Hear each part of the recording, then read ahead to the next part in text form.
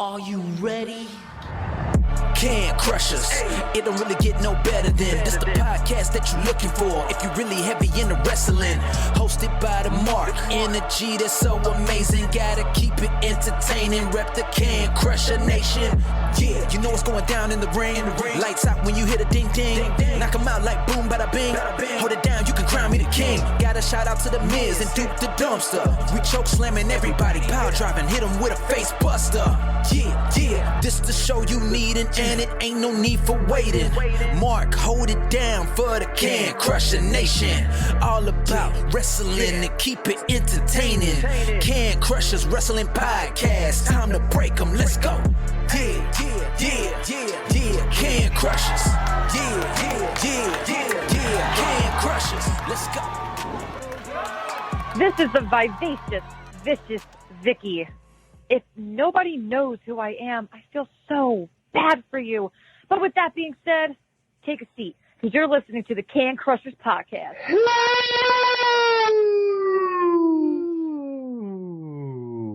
We tried to see who can... I'm watching your lips, you're watching mine, I'm sure. Oh, we were doing a competition on that one, because I was just going for as long as I could hold it. And I could do it longer, but I was like, that's getting awkward, so let's move forward.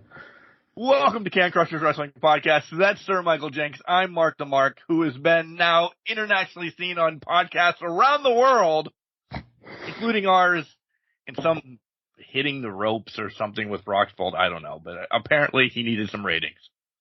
Hey, you know what? You get the best in the world, and that's what you got to do.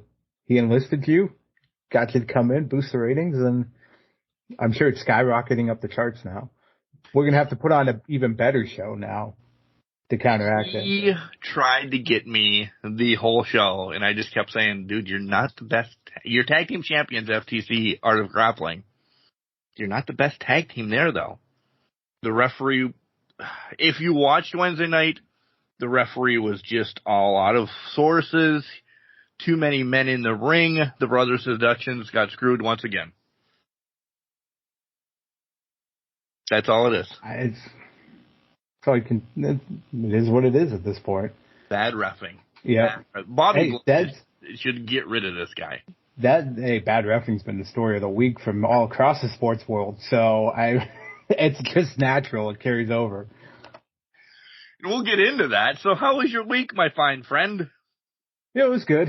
Long work week and just getting through everything, and not a bad week. I'll say that. Let's put it there. It was a long week, but could complain, but can't. You know what I mean? Just one of those things. Like, let's move it on and let's keep going. Keep on trucking through. And you know what? I started my week off on a great note, talking about some spooky gimmicks around professional wrestling. So it can only go up too. So. Oh, I thought you were going to revert it all the way back to last week when you were telling us that you were going to have your spooky party and your beers and brats or whatever, Halloween and the Hall hats. That's how long of a week it's been. I didn't even remember I had a party on Saturday. But, yeah, we had fun on Saturday, did a lot of pumpkin carvings, tie-dyed some shirts, including this nice CM Punk one now, so it's in blue, red.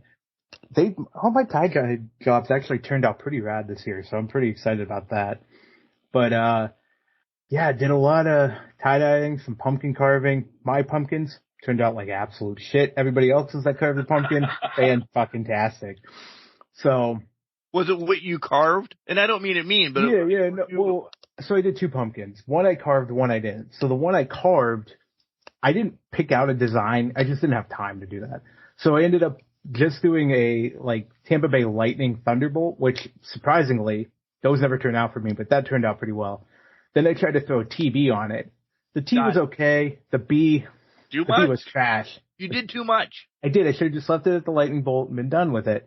So when I was looking at the B, I'm like, well, this is absolute trash. And last year I bought teeth, like fake plastic teeth that glow in the dark, so you can put them in the pumpkin, make it lively.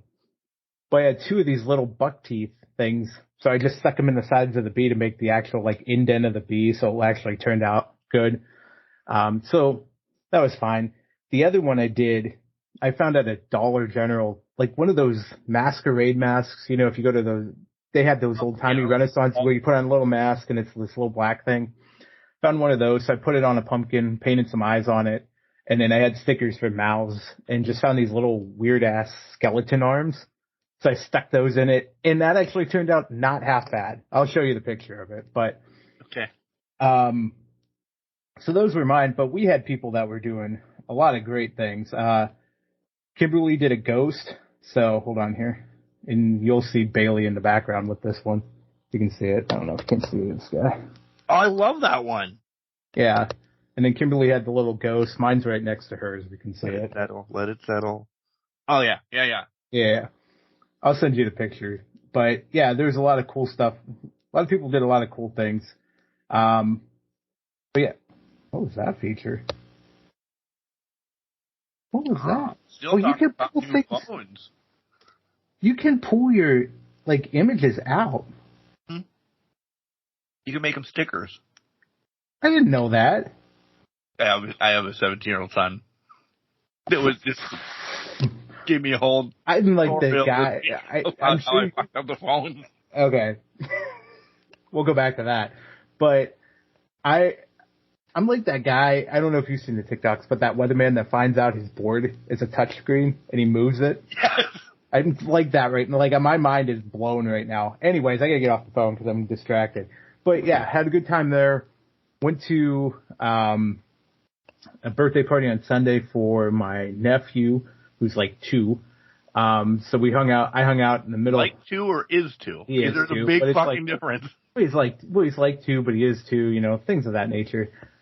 He can be a menace sometimes, but he's going to be a good older brother, hopefully. So, but yeah, I mean, it was a good week outside. We had some good times there, great fun, and then the week in general, just long, just ready for it to unwind and wind down. You have to let us know. Yeah. The beer. I do have to go back to the beer. And I think this started my bad week because it was terrible. It wasn't good. The Apple Pie Fest beer was not good. Oof. Excuse me. It tasted like it didn't even have an apple or cinnamon taste to it. So it fell flat there, and it just tasted like a very generic lager. Or, it didn't even taste like an ale. It just tasted very generic, and, I don't even want to give you one now, because I'm you have to. Because I won't give you one. Yeah, I know. I have to, but it's that's how bad it was. I literally, I'll have one while we're on air, but it was... I talked this out, Mark's gonna hate me. That was my exact thought. I'm he's gonna find that this is fucking trash. I thought this was gonna be good. I've never had this beer before, so I'm I'm in. I'm in on this. This is gonna be great. No. Fucking disappointing. I should go back. The disappointment continues. You're going back a lot. I gotta go back. Now it's unloading all of these memories. Sunday, I'm Kimberly's been talking about lasagna soup that she saw on TikTok. It's looked really good. Looks stellar. So I'm hey, you know what? I'm going to perfect this, make it a couple times. Then I can make it for her and then, be a good boyfriend and whatnot. Sunday, I put it in the crock pot, do everything they tell me to do. You don't add the noodles to it until about 45 minutes before so they can cook down. So everything's looking great. Everything's looking good. It looks like a soup. I'm stirring it. Looks great. Put the noodles in, break them up, do what I need to do, walk away for 45 minutes. I come back. The noodles have absorbed all of the liquid inside of this soup. It is now a lasagna goulash in my crock pot. You're just supposed to add water every so often? No, you were supposed to just cook it in the broth and all of that stuff for 4 to 6 hours, then add the noodles for 45 minutes, and it's supposed to stay like that. No, the noodles all absorbed it. And I'm well, that sucks. So I've had lasagna goulash for the past week. It hasn't been good, but hey, if you add a lot of ricotta cheese, you can't tell the difference. So whatever. Bonus. Yeah, so I love ricotta. It's an underrated cheese. It really is. I'm going to throw that out there, but lesson learned. It could have been the noodles I bought because I bought the oven ready versus regular noodles, so maybe that played into it. I don't know, but yeah, so it didn't go well. But hey, it is what it is. You're venturing out, though. You're trying different things. I've been venturing out and trying different things, trying to learn new things to cook and all that. And you try by error. It's either I add more broth next time or I add different noodles or. And it ended up being edible. Yeah, it wasn't like horrid. Like I would eat. I'm still eating it. I ate it today before the show. You haven't shared it with anybody else, though, have you? No, I sent a picture to Kimberly because I told her about it last night when I saw her, and she's like, "I need to see this. I got to see how bad this went." And I showed her. The noodles are pretty thick too. They got a lot of. It looked like shit, but it's like, all right, whatever. So, anyways, besides my failures for the week, how was your week? Well, again, just like you, work was work. It was just nothing bad happened. It was just 40 hours felt like 1,000 this week. Yeah, they did. And I don't know why. Yeah. I mean, there was no weather this week, so it was cold, but you dress for that. You're fine and dandy. It just took forever for Friday to roll around. And well, you guys were down to one truck too, right? So that probably played into it a lot. I think that extra, and this is people are going to be crying, that extra hour on the route or whatever, because you go to the dump, come back, and then you have to go to the dump and come back again at some point because the little truck the big truck can hold like 13 tons of garbage. Oh, damn. It's a lot, right? Yeah. The little truck holds 6, pushing it. Yeah. So there's a lot of, at best, you can only get half the route done. Right. And that's if everything's placed in, and trust me, we don't want to place it in there or anything like that, but you get wood, it doesn't set right, this, that, and the other. There's times that we were taking the little truck to the dump with only like 4.5 ton. Then it was full, air quotes. Yeah. Because the wood doesn't crush as much garbage bags and so on. So it just made longer days, but no more extra hours, just longer days for some reason. I don't know. Other than that, play practice went well. Our recording went really well. We'll get on that here in a second. My nose is inside out right now. I'm sorry, Jenks. You just keep, like, I just did a line off of the table or something. I mean, you are drinking Coke right now. What? You are drinking Coke right now. So. Maybe it is. I haven't had a pop in a long time. That could be fine. It's a mixer or whatever. But I mean, this is a straight one. I don't know. Like, something's going with my nose. The thing that we did, and then the interview being on Hitting the Ropes with Brox Boulder, and get him some pretty good news that is for 2024, and so on and so forth. It is what it is. I was going to cut my grass tomorrow, but it's going to rain, so that's not going to happen. Football, from fantasy to college to professional, all went fucking awry this week. So it's baseball season. The World Series starts tonight. I'm probably going to forget about football this week because one team predicted to win. I don't think they're going to, and the other one probably shouldn't even go to South Bend. And that's not a knock on my team, Hale Pitt, but they probably should not go there. It's not going to go well for them. But you can't have that little faith in your fantasy team, though, man. You're the top in the league.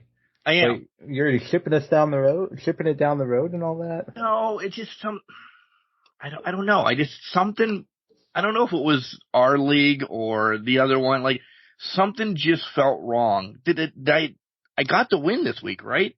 No, so guys, I think here's the issue. Yeah. He lost this week, but he lost to me, so now he's in a bad mood about it. I think that's, but to be fair to Mark, my quarterback was Sam Howell, who is not that great.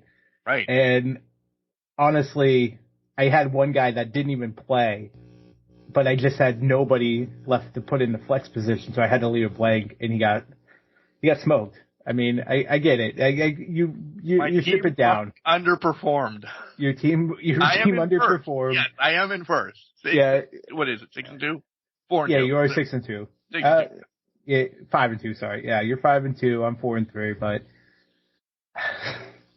right. Sam fucking Howell beat me. Sam Howell and Deebo Samuel, who didn't even play because he was out with an injury, beat you. In the other game, the other league I'm in, listen, our points aren't like ours. Yeah. So if you get, I don't know, 65, 70 points, you pretty much win for the week. Right. Because the scoring is a little bit tighter or whatever. I had 77 points. All right, cool. I should be all right. The guy who hadn't won a game all year ended up, I went by projected points of 77. Yeah. The guy who hadn't won a game all year, I don't know where his team came from this week. He had everybody that did everything fucking good. The Chicago Bears quarterback that nobody would have fucking picked him. He picked him. There's people scoring 40 points on his team. Dude ended up with 125 in this. This is double what normally we get. And this is how I lose. This is how I lose every week in that league. Like, I am projected. They made the beginning of the year where you're projected to finish on ESPN. Yeah. I was second. I'm okay. I'm not okay with that. I want to, but I know that I win, but push you could. first. Yeah. I am in second to last place because every time I play somebody, they have somebody go the fuck off. I'm averaging the points that I should be averaging. They are just finding that hot person. I haven't had that hot person really on either league that I'm in. I'm just very consistent. Right. I don't know. I don't like, listen, both of our free agent are thin. Oh, yeah. There's too many teams to make it. I get somebody. I'm like, I'll keep Cortland Sutton on the bench. Not a big fan of him. Keep him on the bench in case I need him if George Pickens or somebody goes down. Yeah. Probably should have played Cortland Sutton. George Pickens didn't do it. That's on me. But I still average my point. Yeah, so. But overall week was good, this, that, and the other. But we do need to get in a little NCAA and NFL before we get to wrestling. By the way, I will tell you this. I fell asleep fast-forwarding Raw. That's how much I wasn't into Raw this week. But we'll get to wrestling after this. Refereeing was abysmal. Yeah. From the match that I saw Thursday night, actually. So whatever I said 15 minutes ago about older match was Thursday night. But it all started last Saturday. And I have two that I want to bring up. Go for it. First one, and they're not in chronological order, was Clemson against Florida State. Florida State's driving Clemson back, sack after sack after sack. His knee goes down on the goal line with the ball in the end zone. They look at it the TV way. That's the way it looked that I saw it. Yeah. Now, have you now seen this clip? Because we've talked about this, by the way, off of air and everything. I did You've see now that. seen this? Then when they look at it, it's clearly a safety. Then when they go to review it, they look at it from me recording it from the TV upside down. Yeah. There's no conclusive evidence. What happened to the fucking view that you showed 90 million people on TV? Where did that go? It's like they have two different sets of visuals that they send people. What they send to the officials and what they send on the sideline. Like, you would think the broadcast team and the referees would be like, okay, here's the one set of camera views we can use for this going forward. And I thought that was the case, but this year, that has not been the case in some god-awful calls. And Saturday was that, especially one of them. Yeah. Absolutely horrible. He was ball himself. The only thing that wasn't in the end zone was his right leg. Yeah. But everything else, and it would have been a safety. Mm-hmm. Wouldn't have meant anything. Clemson ended up winning the game, yada, yada, yada, right? Yeah. Yeah. Yeah. I don't remember. The outcome was not determined by 2 points. I know that much. But still, it was a shitty call. Secondly, I will go to the Pitt game. Stoked. They're winning. 4th and 1. Whatever. quarterback runs, and again on national television, he started his slide at, and I'm going to fucking kill the ACC. Sorry, that'll probably get us canceled, the officials. But he started his slide at the yard marker. Okay, so he gave himself up at the yard marker. Right. That's where the ball should be placed, yada, yada, yada. Yeah. He's over. National TV shows it. He's over. The announcers, oh my God, he's way over. This, that, and the other. Again, you get this view that's coming from the student section now. Let's see if he made it. Oh, we can't tell. Shame on Pitt's defense, though, as well. There were 30 seconds and you fucking couldn't hold them. You gave up a touchdown and you lost. That's on you. Yes, should that have been a first down? Game should have been over. Completely agree. But then you just, the fourth string tight end. Could, yeah. Well, there was no way. It was, no matter what happened on that play, the defense was just not stopping a fucking piece of paper blowing down the yard. You know what I mean? It was, so it was. But then, Thursday, the ACC official come out and say, hey, that was the right call. Yeah. I just don't know what they're looking at. But that's it. They don't define what they're looking at. They don't define what is acceptable in that. That's how it's been with the catches and everything along those lines. But now it's more about positioning in footballs where it's like, well, what the fuck, guys? Because this goes back to, if you remember, was the Outback Bowl with Clowney when he became big because of that big ass hit. They marked Clemson or South Carolina short by like an inch or like, yep. But they gave him the first down. Or Michigan, they gave the first down to, and the next play, Clowney popped the guy. It's always been like that. Like, you can't tell me your eyesight's that bad. You can't tell a chain link from a first down, what the pylon is. Even with the god-awful views that they were showing for officials in that, you got to be able to see this. Like, they should be giving you multiple views that can piece it together. As they're looking at it underneath the hood, they're showing everyone that they're looking at the same time, but that's not the case. Like, it's just like, well, we're going to exclude that one because maybe these three don't show anything. Yeah. So this one doesn't have a conclusive view. And it's like, you can't do that. It's video evidence. It's video to show you where the ball is. Evidence is a strong word. Yeah. But it's, whether it's used or not is kind of up for debate. And then the other one, yes, I'm a Steeler fan. Kenny Pickett did not have a first down whatsoever. If anything, he lost half of football when he dove forward. Yeah. They gave him the first down, they win the game. And I'm like, this is why people just, is it time for the robots in the NFL, in football in general? I think it's time for drones to get better visuals on the ball. I think robots is the way of the future. I don't think we're there yet with technology and that. But I think, I'll go back to something that Sir Cody Hetrick has always said, put a chip in the football and see where it lines up. If you have a chip in the yard markers and you put a chip in the football, if they line up, that's first down. So it's as simple as that, but I don't think they want to invest the money in the infrastructure for that because you lose the human touch of the game. But at this day and age, it's been lost, I think.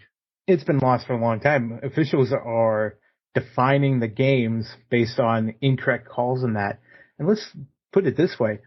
Every official you see out on that field is a part-time official. It's not their full-time job to be there. Most of them are lawyers.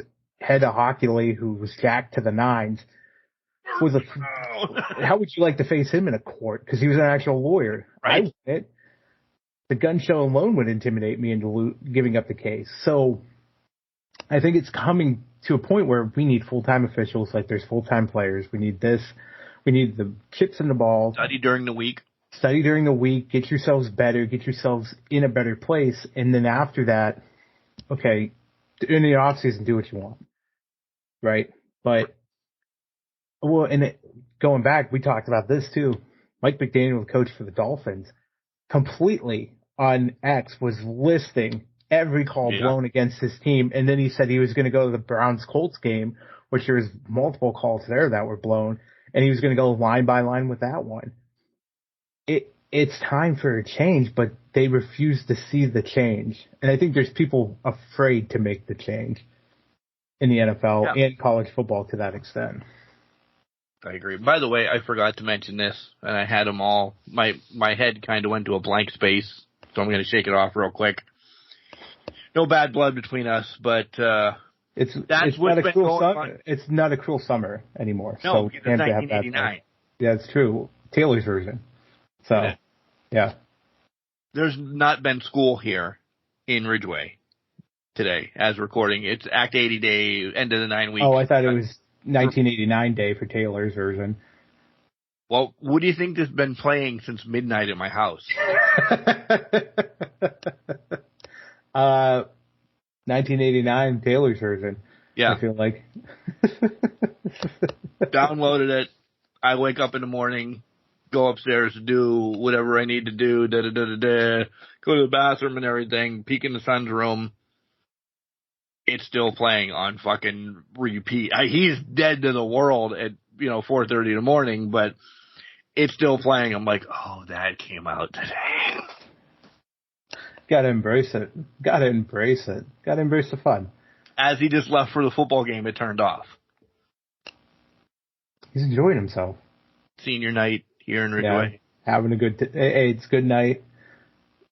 Doing something fun with senior night and all that. It'll be moist. Ridgeway season comes to an end tonight, no matter what they do. I'll leave it at that. Which means, it's right around the corner then. Yeah, basketball's right on the horizon for you. Yep. I'm excited. When's the season start? December? For you guys?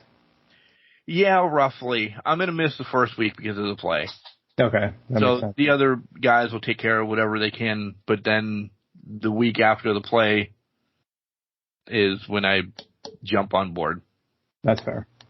For a week, then there's no school, then there's holiday tournaments, then it's full-blown until whenever. March. Yeah. Which rolls right into softball and baseball. With baseball season, then.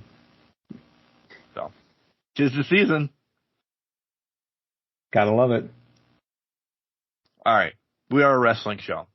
We are? We are going to talk wrestling. I am super excited, and I'm not watching it live, by the way, because I'm going to watch Pitt play in Notre Dame, and then all personal electronics are off in this house after the Pitt game, as it's Martinez karaoke night. Oh. Everybody's off on a Saturday night, and we have not done this in forever.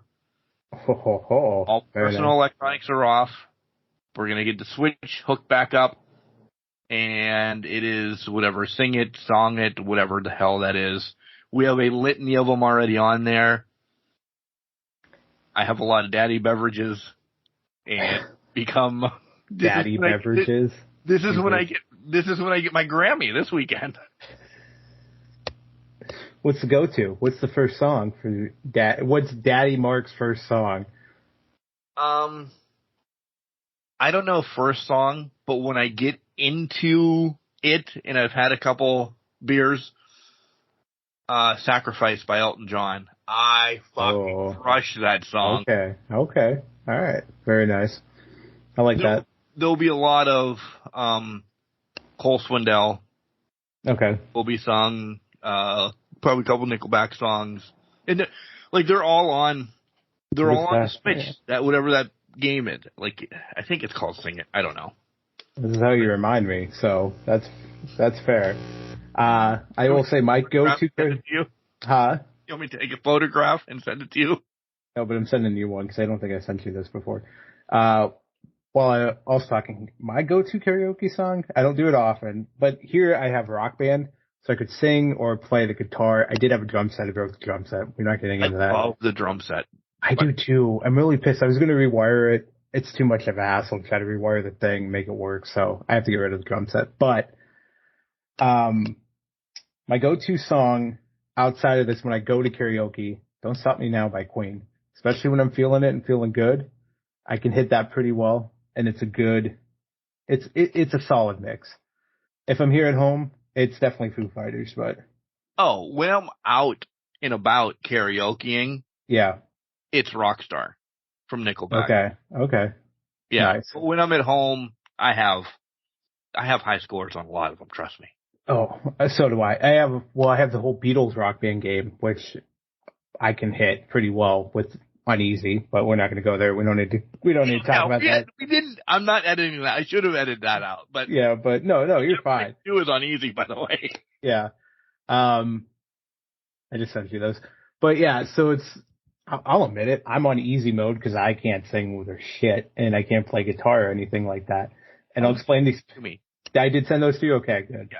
I wasn't sure. I couldn't remember. But yeah, it was gotta go Beatles, Foo Fighters, or who else was it when I was home?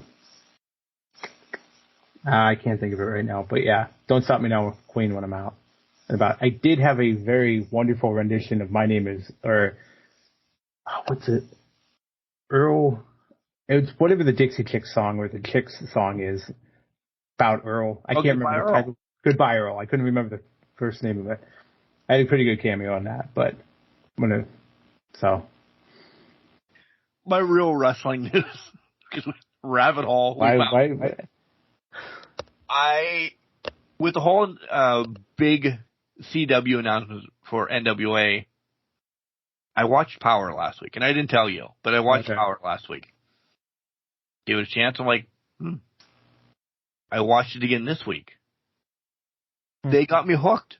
Sunday, nice. I'm going to buy the replay of whatever the hell is. I actually thought, should I go to Cleveland this weekend? Because that's where Shalamanon or whatever it's called. Shamanemu or whatever. Yeah. It is happening. And I'm like, should I go? I'm sure it's not sold out, but I'm like, no, I definitely want to watch. Well, we made karaoke night a mandated, you have to be here, sign in and everything. Yeah. There's no way around it. Yeah, I can't get a doctor's excuse out of this. It was actually my idea that we actually did a family thing. Well, yeah, and then if you don't fucking show up, that's going to be a whole other problem. Where'd you go? Cleveland. Don't worry about it. I'll be back. Keep singing. I had to get some milk. But anyways. Oh, boo. But I'm going to buy it Sunday. They both work morning. Nothing going to be going around this house because they both work. This pisses me off, by the way. One works at like 9 o'clock. Okay. In Johnsburg, the other one works at like 10 o'clock.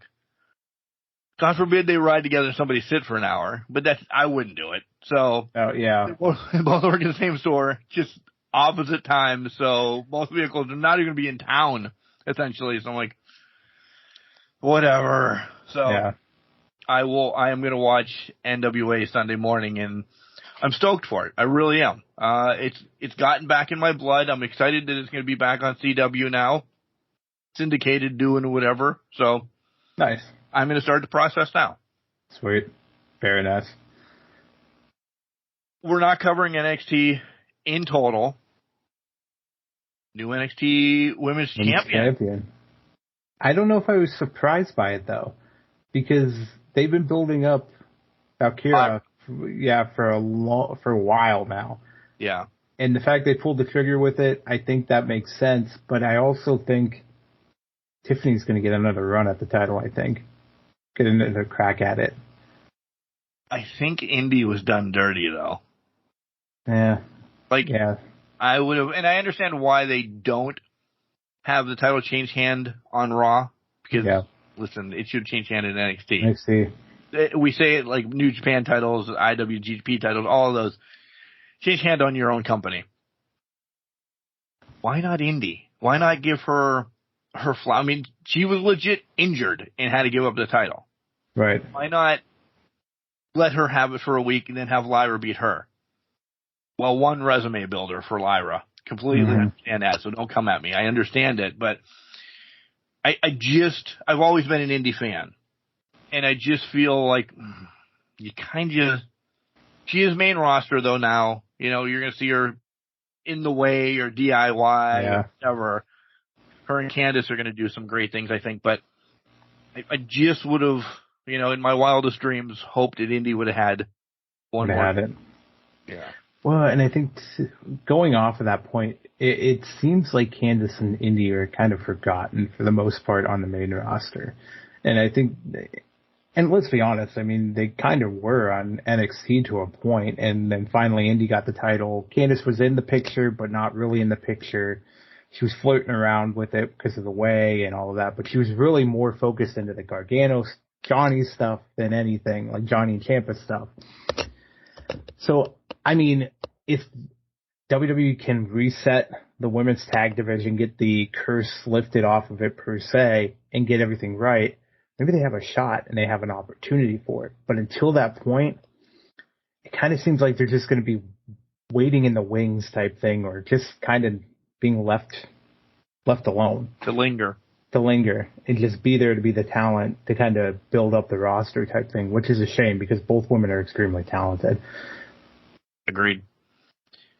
I don't really have any other hot topics because there wasn't really.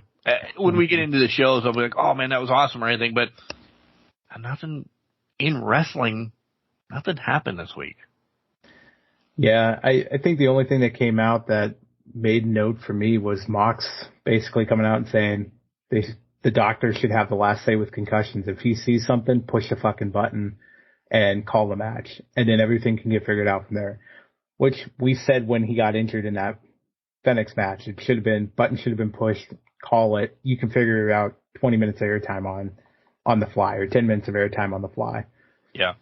But I agree with him, and hopefully maybe TK will take that advice or make a better move for it, make something more. Because there's been a lot of injuries that have happened, and we continue with matches. So where's the line? The only one that I feel recently, and I'm talking like over a year now, that when it happened, they just stopped the match, pseudo pin, was the Adam Cole one. Yeah.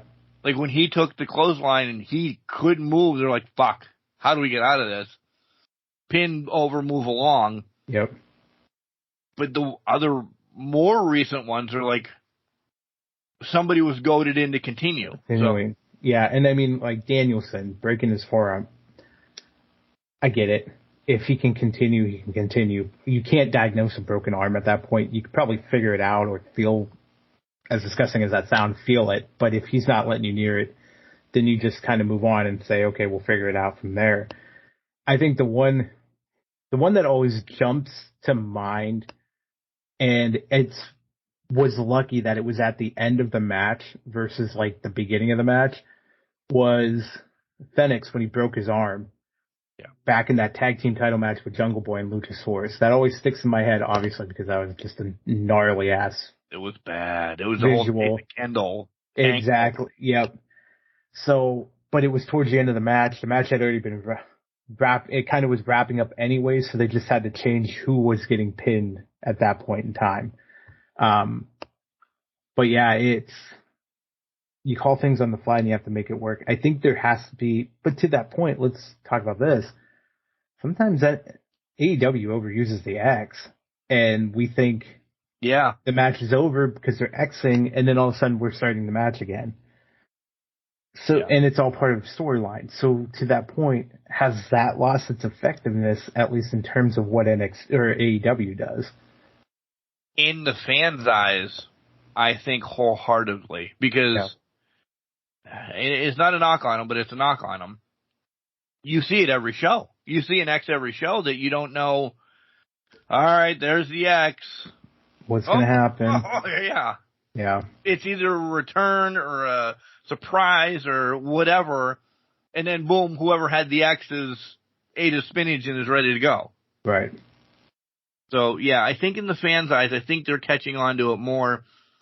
Maybe the X is farce for us, that we then look at it, but there's actually a new symbol in AEW that we don't know yet.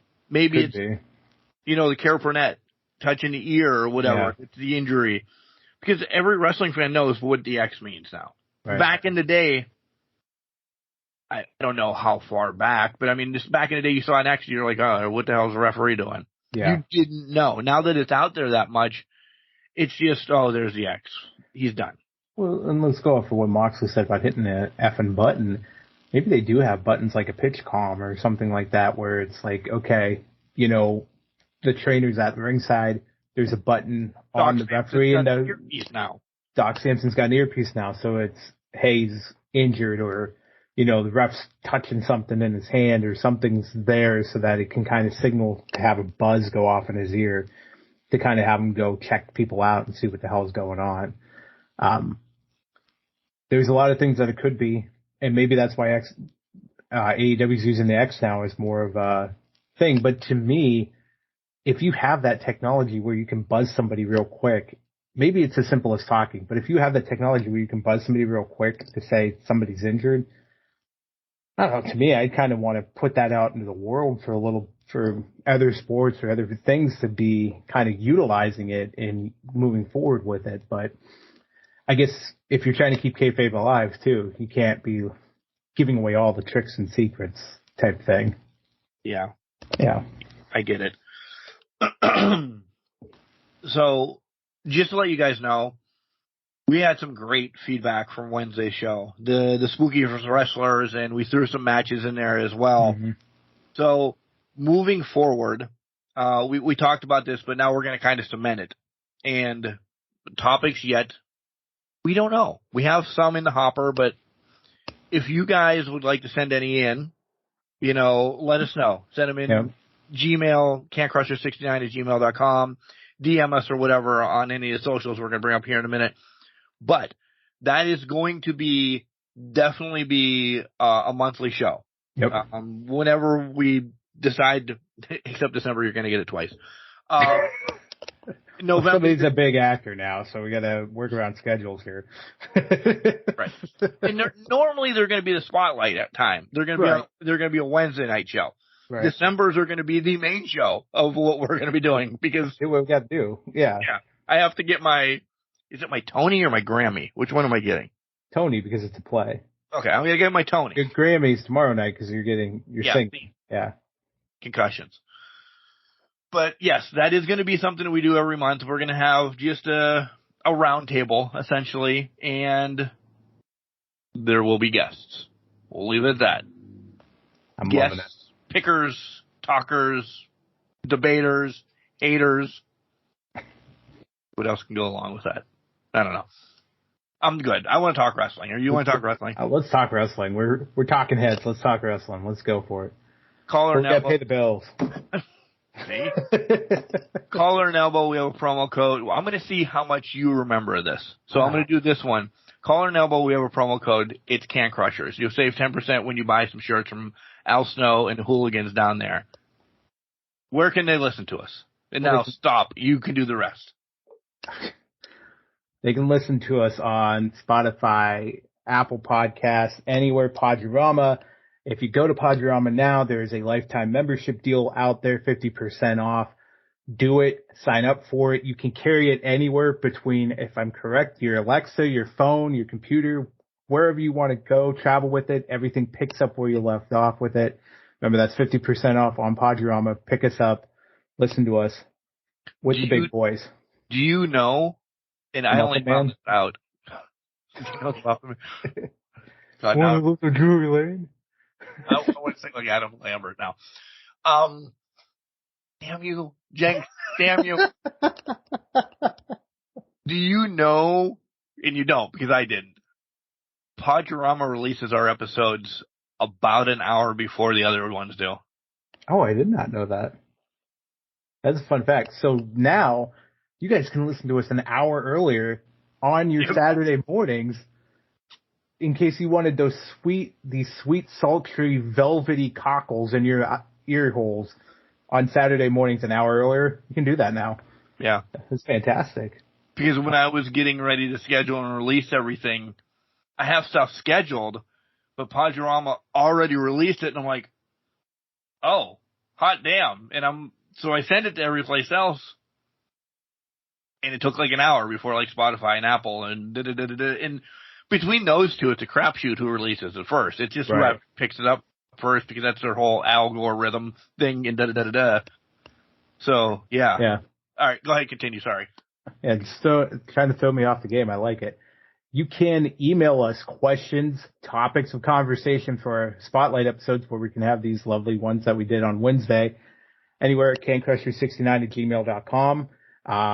You can also call us at 814-299-6687, where you can leave those with your sultry voices, but in 3-minute lengths and not 20 times, Dan Mucci.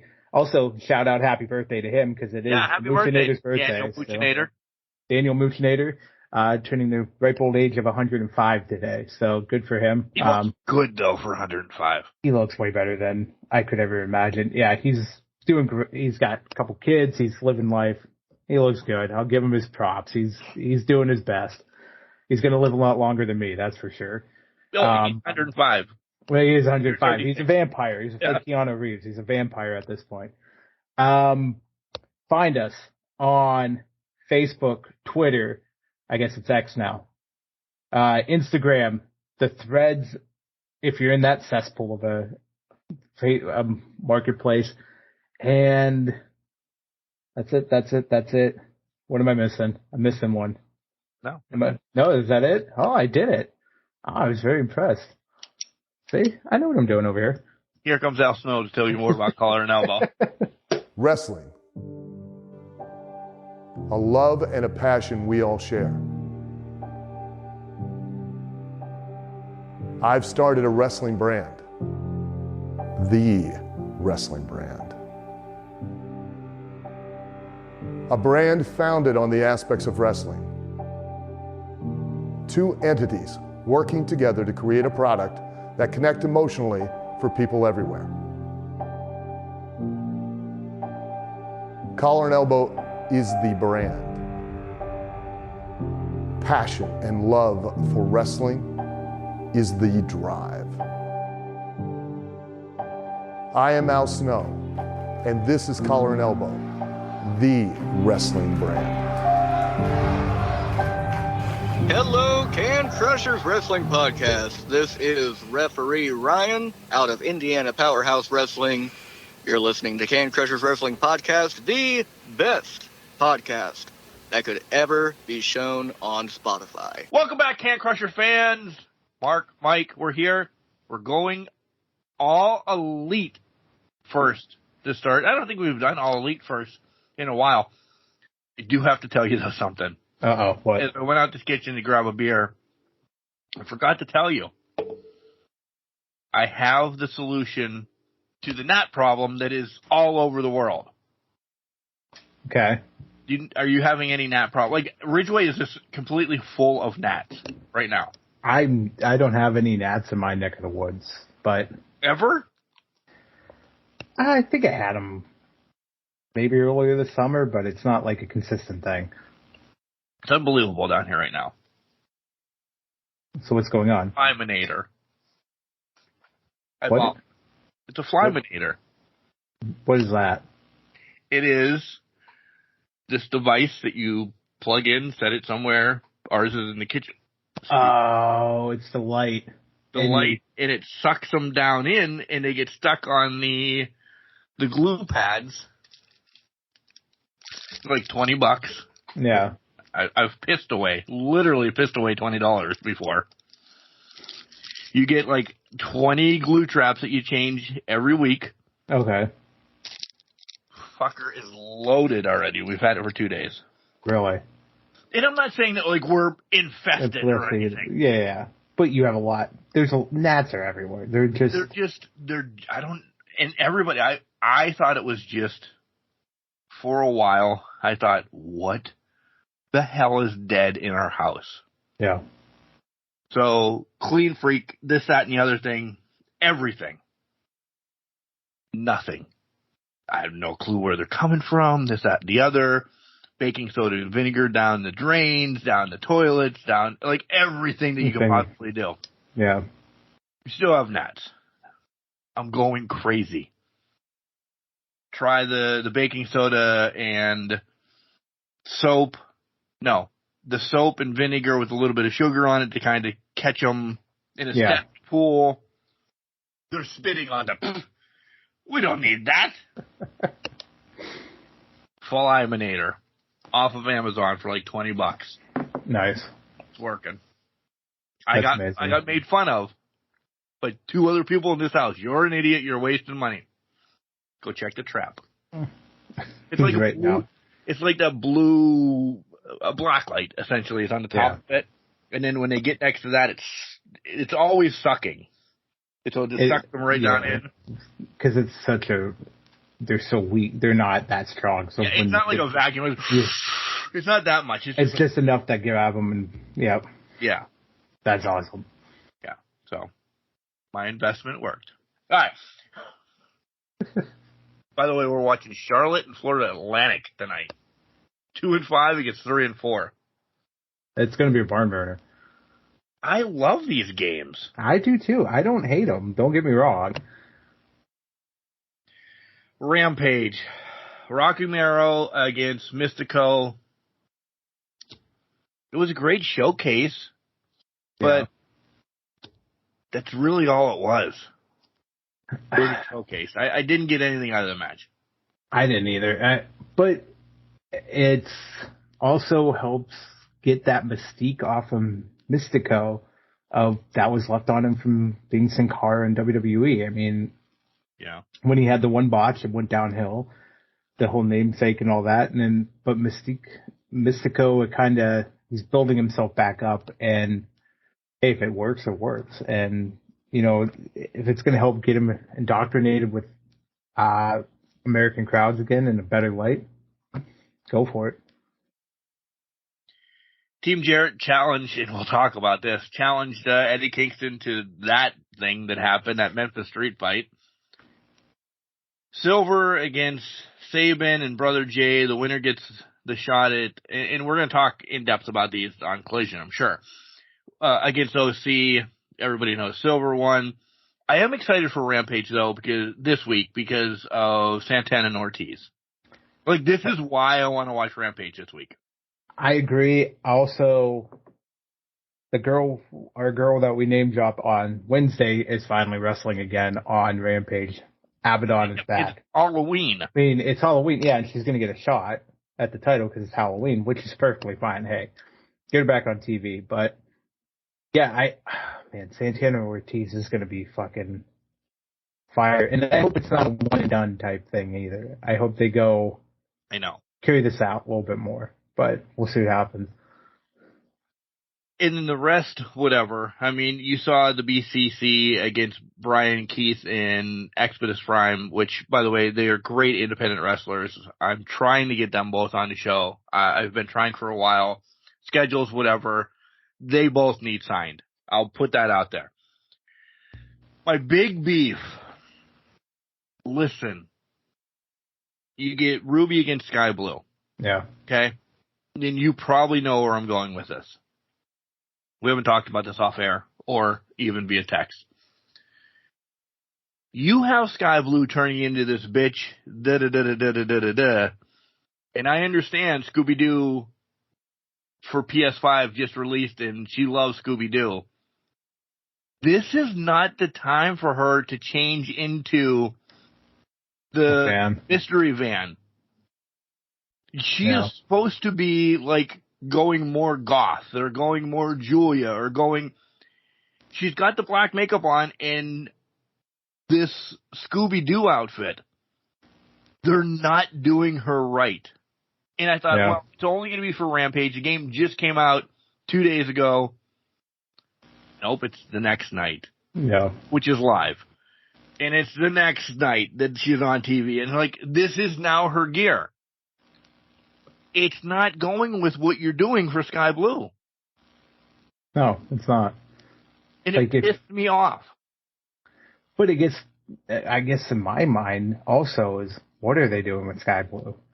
Because we don't even know that. Like, we don't even know what they're doing with Willow at this point. They did the whole angle afterwards that they shunned her, that she shunned away Chris and da-da-da-da-da. But outside of a couple here and there turns and being more stoic in nature, she really hasn't turned or really hasn't done anything. Just done heelish anything yet. Anything heelish. She's still booked as a baby face. She's still just, it's like a baby face with a teenage attitude, teenage angst associated with her at this point. Very good. What is it? Like, what is she supposed to be? Is she supposed to turn? Is she not? Like, Ruby's winning by hook or by crook and then beating her up afterwards, and then Ruby's doing whatever Ruby does. It just doesn't seem like it seems like they're dragging whatever's happening out. With which, when it was Julia, that was fine because it was a slow transition. She was still dressing in all black. She was kind of just withdrawn.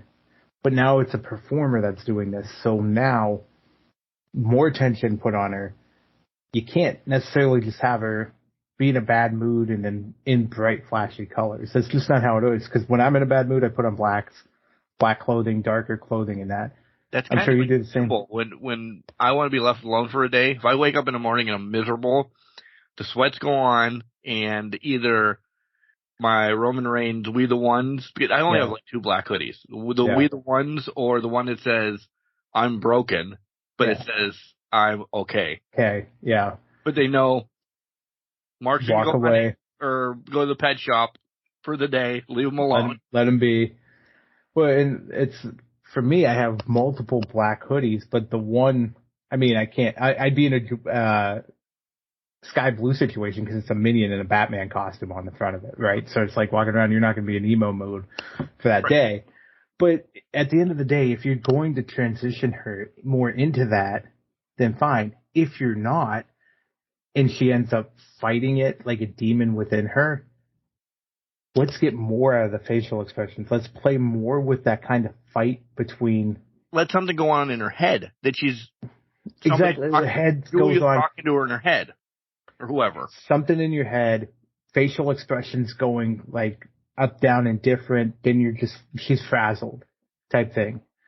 I think that goes a lot further than kind of just letting her sit with Murder Mystery Van and black eyes and in a smirk. Like, yeah, I love Sky Blue. Everybody knows this. I love her. I'm on board with what they're going to do with her, but I think she's too happy of a person to make this transition because she wants to smile. I think that's her real life, like her real life. Like she wants to come out smiling and waving and everything. She's struggling with it coming down to the ring. You see her holding it back. Stop on the close-ups, too, then. I think to that point, if you go down that route, she's just happy to be there because this is her dream. She's living out her dream, which is absolutely fine. But if you can't act out what you need to act out to get it down to the ring, then let's cut and paste it. To your point, stay away from close-ups or just cut and run and say, okay, it's not working. You do you. Let's have an angle to get you out of that. As a good guy. Yeah, let's get you out of but let's get you in an angle to get you out of that, so then you can kind of reform and break out of it. You might as well turn it into an advantage at that point and gain more popular. Yeah, exactly. So that was Rampage. Collision was good. Collision was very good. I did the dream match that. Was it really announced on Rampage? Because I didn't see it really announced on Rampage. I didn't either. I think I woke up Saturday morning and I saw it was on there and I'm like, oh shit, we're going this route right now? Danielson and Andrade? Fans, they weren't even in the ring and they were saying this is awesome. Awesome. I forgot they fought back in 2018 too, but other company, different rules. Now we're a little bit more unhinged and let it go. Let it fly. It was really, oh man. Starts technical, gets physical, gets more. Yep. Does the whole spectrum of what you wanted to do in a dream-esque match, right? And then, hey, the Dragon did it. He won it. Shook hands. That was all good. That was all good. And then black. And then lights. And then black mask. Goodbye. Good night, sweet prince. AEW this week, and I said wrestling in general didn't do a lot. AEW kind of did. I want to eat my crow words in a second. There's a million feuds set up this week via AEW in 2 shows. Collision. Yeah. Thank you, Bailey. And what happened on Dynamite that we're going to talk about here in a minute. But, like, holy moly. I want to see Danielson in the House of Black. All 3 of them. Well, yeah, of course. I mean, think of the matches he can have with Buddy Murphy alone, who has just banger after banger after banger. Malachi, who has been known to put on those NXT just tear down the house type matches, and Tommy End to that before that, even right. So. I'm looking forward to him and Brody King because I am Brody too. King's a big guy who can throw himself around and move. With Danielson, give it to me. Just give it to me in the veins. You went to last because that's what I want more. I mean, trust me, I want him and Malachi. I want him and Murphy. I really do. I want to see him and Brody just. I want to see how he topples the big tree. Yeah. But I also want to see how the big tree thwarts his attempts to topple him. To me, that is like a perfect scenario of the masterful technician versus the beast incarnate type thing. I'm not stealing Brock's, bless you. I'm not stealing Brock's trademarked nickname or anything, but that's what it is to me. It's like a knight versus a beast, like a dragon type situation. And I'm flipping the roles here, obviously, but to me, that's what it is. It's how does he cut down the big tree to conquer it? Or does he not conquer it and the big tree wins in the end? It's beautiful. I'm not going to say it's David Goliath, but it's something that can be masterfully told. And Danielson has told those stories before beautifully. And he's going to have to go through both of them before he gets to Malachi. Oh, of course, 100%. I think it's him, and if it's anybody in Malachi, I think it's Full Gear, and they're at. It's not till Full Gear. Like him, Danielson and Malachi at Full Gear. But he's going to have to go through those 2 every week, and there's about 3 weeks until Full Gear. Yeah. But I don't know why my brain stopped there, but go ahead. That's all right. Danielson has a longer feud coming too, and we'll talk about that in Dynamite, I think. Yeah. Oh, yeah. Sky Blue beats Hollywood Haley. What, we forgot the J in her name? She couldn't be her whole person? Trademark. I'm not being a dick, but in OVW? I know. Sky Blue gets the win in Scooby-Doo. The Guns against the Outrunners. By the way, Randall Floyd and Shiloh Jones, they've been on the show before. They were originally from OVW. They play this whole Outrunners thing up. Yeah, they did a great job of that. I was loving it. I know it was a 2-minute match, but I was sitting there and like, oh, I love this what's happening right. I love the Outrunners. I need to watch more of the Outrunners. I'm going to be honest, because I thought it was hilarious. I thought it was great. Loved them playing it up. Perfect. The Devil shows himself to the Guns after this? What? It's so odd. We know the Devil's not MJF. Like, right. But now who's the Devil? Like, who is it? Is it? I don't know. It's not the person it's going to be. I'll tell you that. Oh, right now, no. The person who it's going to be is not there right now. Right. I am full force believing that it's going to be Showtime. Or it might zig before it zags. I think that's who it's going to be. Could be. Not Dolph Lundgren. No, I know that. No, yeah. Dolph Lundgren? No, I really think it's Dolph Ziggler. I get that, but you said Dolph Lundgren, so I know. I thought you were saying the wrong name, but you said it on purpose. Okay, I didn't get the crowd. I didn't get the joke. Leave me alone. Really, your eyes went, wait, what the fuck? Wait, he's fucking going to a Rocky character? Okay, that's fine. You think it's Ziggler? Mm-hmm. Well, that would make sense for your zigzag joke, but I didn't pick up on it. But I don't think it is. No? I think it's got to be somebody closer to somebody fucking with people. Like, I'm not saying it's Adam Cole. Don't get me wrong on that. That's not who I'm saying it is. But whoever's facing MJF, this is not a prediction, but whoever's facing the world champion, or at least MJF, at the end of the year in World's End, is the devil. Because I think that is the person that is going to.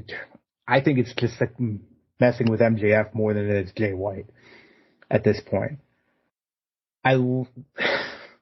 Most outrageous theory I've seen out there so far is that it's Punk. And it's playing that, and we know this is not going to happen. No. But people are like, well, what if it's Punk? Then it's the greatest trick the devil ever played is that the devil doesn't exist. Storyline again. And it brings it full circle to last year, and everything under the sun, you can kind of make it all a whole hook shamble, right. hook by crook. It's not. Yeah, it's not Punk, but I thought that was, some people made a good argument for it, but I was like, that just doesn't make any sense to go through all of this. And there's so many theories out there right now, it's hilarious. I'm sure you've seen Jack Perry's one of them. Yeah. We talked about Adam Cole. Hell, I could see it being Roddy too, just fucking around being an asshole about it. Because they're all pre-recorded. They're all in. When we get to Dynamite, you show MJF and then you immediately show the devil after that. That's kind of separating the two in my mind, but who knows? The Memphis Street fight. First of all, why the hell are you wearing the Eli Manning jersey? Okay, yeah, I was trying to figure that out, and I'm like, how does this tie back to Memphis? Because I spent half the match trying to figure that out. It's just because he's from New York. I get that, but why not Phil Simms then? Simms. Why even any jersey? Jarrett's in wrestling gear. Why are you in a jersey? Because it's a street. I like. He just says this. I agree. But if one competitor's not going to do it and you are, you know what I mean? It's a little weird. Right. But to me, why don't you put on your own T-shirt and that? Touche. I agree. I just hated the entire match. I did too. Because you knew it was going to become 8-on-1 at the end of it. Yeah. Because he doesn't have a friend in the business. It was to get Jay Lethal, not White, a title shot. Right. He was going to get it. Yeah. Because who else was going to, I think this is who takes it off of Eddie. You don't? I don't know. I don't think they built him up enough. I think this is going to be it's original ex-champ, da-da-da-da. Yeah, but I think it's also too early for it to be December, to name the opponent for the December pay-per-view. Yeah. But so I think they only get to, I think this is just a one-off match in November, and then whoever the actual challenger is makes themselves apparent after that. Because, here's my thinking on it too. The way they booked Jay Lethal and that entire group is garbage. Exactly. So why would Jay Lethal get the title, you know what I mean, get the title shot versus I think because Eddie needs to leave. Well, Eddie does need to leave, yeah. Not wrestling. He needs to go. I know what you meant. Yeah. But I don't know. I think he does lose the title at the pay-per-view, but I think the match against Lethal is in November, and he doesn't get to the pay-per-view. The title gets the pay-per-view with Eddie, but not Jay. Okay. I think Jay gets it. That's fair. Yeah. If you prove me wrong, I'm happy about it. Because I'm not against Jay Lethal getting the title, but it may be he's only for a month then. It could be to set up something else. Briscoe might be coming back from injury. Is he close to coming back? Because if that's the case, you give it to Jay, and Lethal dumps it to Briscoe because they already have that built-in history from early in the year. So maybe it could work out that way. Yeah. That's where, yes. That's fair. Miro goes to Tasha and Andrade.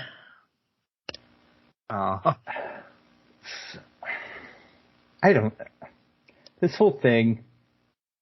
I'm already over it. Just have, I was going to say Lana, have CJ manage him because that's what it's going to end up being. She's going to go back with, or vice versa. He's going to go with her. She's laughing at him when he destroys Action Andrade. Like, she's happy about it. So Right. she's just feeding him people. Man. This was supposed to be your new man, but it seems like she's just feeding him people. Like, she's being a siren, calling to these men to come in and be her wrestlers that she manages. But at the end of the day, it's only for Miro to kind of take them down a notch and kick the shit out of them. That's what it seems like to me. Especially the way they cut her laughing. Question of who from WWE has sucked, I'm paraphrasing. Yeah. It's clearly Miro. We love everything that he's doing. We love Miro, but he's just been given shit. Yeah. Ton of shit. A lot of talking goes on. FDR destroys two locals, Bad Thad Brown and Darren Bellington Jermer. Darren Thangston. Yeah. And then Malachi comes out and takes them out. And I'm like, hey. With Brody and Buddy in tow. Okay, so now, not only has he set his eyes on Danielson, but now he's set his eyes on former tag champs who have nothing to do with Bryan Danielson. Right. Wild. 2 feuds, one night. Kicked off like that. 6 people. Yeah, boom. And then the BCC takes on Starks and Big Bill. Oh, wait. The House of Black is back again. They're just showing up all over the place, I mean. I love it. And I've always been a House of Black fan. Go back years, you've always heard it. We have too much in your hopper, though. You have too much in your hopper. What are they setting up for that there's 3 of them, and they've now challenged 8 people? Yeah. And 8 people that aren't even connected. Like, you've challenged the BCC, which is one thing. That's fine. But now you're trying to challenge the former tag team champions who have nothing to do with the BCC. So what are you trying to do here? Like, what's the game plan? And I hope we get some sort of proclamation or something from Malachi on Collision tonight when you guys are listening that says these are our intentions, or is it just another hidden tag? Because why not? And I hope Julia Hart's done with her honeymoon. They went to Bali? Is that where they went? I didn't see it. Yeah. It starts with a B. It's probably Bali. Bali's a big honeymoon resort. Yeah. Good for them. Yeah, very good for them. Good. They got that AEW money when you're endorsed by Jerry Lynn. So. Right. But get your ass back. You're done. Wedding's over. Honeymoon's over. Get back. Finish your stuff up with the girls. Have Julia take over some more. We both watched about 10 minutes of Battle of the Belts. I would probably say 10 minutes, and it went to, I'm going to watch highlights. Yeah. Because at the end of the day, you fucking know what's going to happen. I mean, they've done nothing to say, the people that these guys are fighting are credible threats. Like, the only credible threat might have been Willow, right? But at the end of the day, John Silver, Tony Nese are not credible threats for those titles. And plus, this has been a common thing on Battle of the Belts. There may be one match that has the potential to change the belts, but it doesn't do it. Yeah. So we don't have any title changes. We have nothing to invest in when we see these one-off specials. It's just like, oh, well, you're giving some... Hour. Here's an extra hour. Here's a couple guys that have championships that we need to fight. Type thing. So it's like, well, what the fuck's the point? Yeah. Yeah. Battle of the Belts. Orange beats Silver. Joe beat Tony Nese. Stat beats Willow. And the Acclaim beat they're still being called the JAS. Yes. Yeah, which I don't understand that, but just let it go. So are they reuniting now? As we transition to Dynamite, and we can just go all over the place in Dynamite. Yeah. Jericho has a sit down with Renee. It sounds like Jericho's now face again. That fast. Yeah. And he only has a couple friends. And I think it's a JAS again. But I don't know. You have one bigger than, what's his name? Will Hobbs. Is he going really big? That's going to put on a show? Or is he going, what's he go with? Because, I mean, Jericho's kind of hanging out in AEW right now. Get that? Are we going to get that? I think we might. Get Paul White bouncing up, get him to wrestle once a year. Sure. I mean, who's bigger than Hobbs? Right. You know what I mean? It's not already called out somebody else. Yeah, exactly. Talk about here in a minute. Who's bigger than Hobbs? It's not Hager. Hager's not bigger than Hobbs. Lance Archer. That's a joke.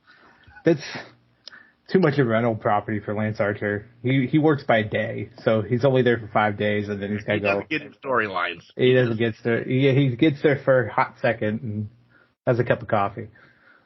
So the show starts on Dynamite with Renee and MJF in the back. He calls Adam. Roddy comes out and he just pushes him away. I'm glad they went to the match. I always like when they do something different to start the show. And I'm like, oh, Renee's going to make a big announcement or whatever. And then right before your match, I didn't need to see this. Like, it was just like, I was okay with it because, to your point, it was a change of pace. It was something totally different. We could move on from it. I found Roddy getting pushed away hilarious because it's MJF's not accepting it. But at the same time, it's also like, okay, to your point, we could have did this afterwards, but I think it's set up so that they could talk at the end of the match and go through that whole shtick when we get there. MJF against Juice for the Diamond Ring. And let me just say, thank God we were wrong. I agree. After I thought about it for a week, and we're like, Juice is going to win this, it's going to set up for da-da-da-da-da, and then he keeps his title with Jay. I still think I will make the prediction now, he's still keeping the title with Jay. I think this whole, whatever we're doing with Jay isn't working. Right. I don't think I could see him pulling the trigger, but at the same time, no, unless they're going to do a very big swerve that gets us into World's End, which I think his contract ends on midnight on December 31st. So that's we're getting into MJF for 2024 thing. He's carrying that title. And he's carrying that contract. Exactly. So I think he's carrying the title at least till World's End. So I think we just made our prediction for the pay-per-view. Unless they show me something in the next 3 weeks that changes my mind, which I can't imagine they will. Right. I don't think MJF's losing that title. No. Me neither. But I loved everything that happened after the match. I loved the match. I really did. Blood quick on Juice and everything, and the fake diamond ring coming in, and then the winning with the last year's diamond. Is it the same ring? It's the same ring, yeah. A different one each year, like a Super Bowl. It's the same ring because it's like defended every year. So that's why they keep calling him the 5-time or the 5-year running. Folks, I'm going to call it right now. This is the Undertaker streak of AEW at this moment. Yeah. That's what they're building right here is MJF successfully defends this diamond ring, and when he loses it, it'll be a big fucking deal in 10 years or so. Oh, so you're already predicting he's going to resign? He's going to resign. I think it's already happening. I mean, he's their big star. Happened. Probably. And let's face it, why they flipped him to babyface because they were like, well, he's getting cheered too much, so we have to flip him to babyface. They know what they have here, and they know he is the franchise for. If they're going forward, he is their franchise. It's not their newest gift that they have trolling around that we'll find out about later. It's the new guy, the MJF running around here. Yeah, the money is just back up the Brinks truck. Yeah, exactly. There's your contract. Yep. So he gets attacked by the Bang Bang Gang. The Kingdom comes out.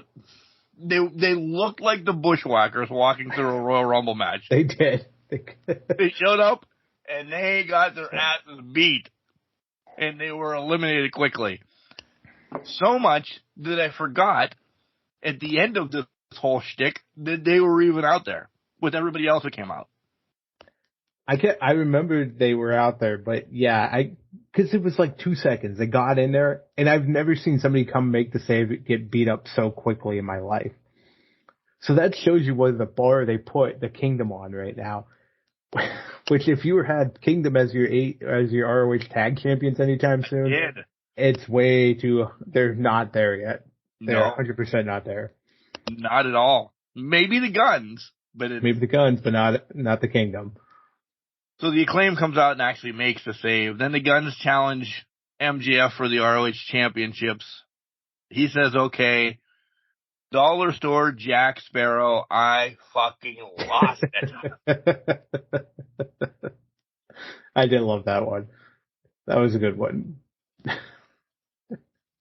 then, go ahead. We're probably going to say who is going to team with him. I thought that was an interesting twist that he's like, I don't want you guys. He closes the scissors. He closed the scissors and said, it's not you guys, and he walks away. To me, that was phenomenal storytelling because it's keeping MJF as that lone duck. I only trust one man. That's Adam Cole, and that's adding layers to another story. It's already there. I mean, Roddy just needs to shut the fuck up, and that's what MJF told him. I'm getting Roddy. Honestly, you're getting sick of him. I am. Yeah, it seems it's a too needy thing, which I guess he's doing it phenomenally. Then, but but I would agree with that. But for MJF to basically turn down the guaranteed help and turn the Acclaim against him even further, which Daddy Ass was not happy about it. Max didn't care. Max Caster didn't care. Bowens did. Yeah. But I thought that was such smart storytelling and kind of flipped it on its head a little bit more. But now I think it also builds in the story. Anybody that talks to MJF could get attacked leading up to that match next week on Dynamite, where he might have to just kind of get them somehow and use the Acclaimed. So I think that's going to be interesting to watch out for. Whether they can attack the first guy that steps up to volunteer or not is a whole different story. Well, that's who I'm predicting is going to be his tag team partners. Because this match will start, but I don't think it ends. Okay. It was what you just said. Because essentially, I'm going into the mind of Jay White. He knows Omega is a threat. Yeah. Listen, if Omega gets the title, beats MJF on Collision tonight, you have to give Omega that title. Jay White has to give him that title because then essentially that storyline's done. Mm-hmm. Right? Yep. And that kills several storylines. Right. You don't have MJF beat Omega because, listen, there's a match there. Yeah. Oh, yeah, there's a hell of a match there. So just like you said, whoever he talks to has the possibility of getting jumped. Yeah.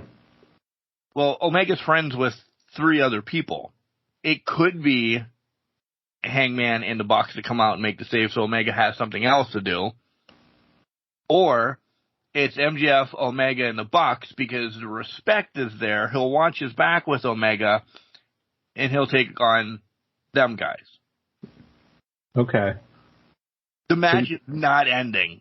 I'm not going to say it, but I'll make a Smarties bet since it's Halloween and I'm going to get a lot of Smarties because I'm going trick-or-treating and everything.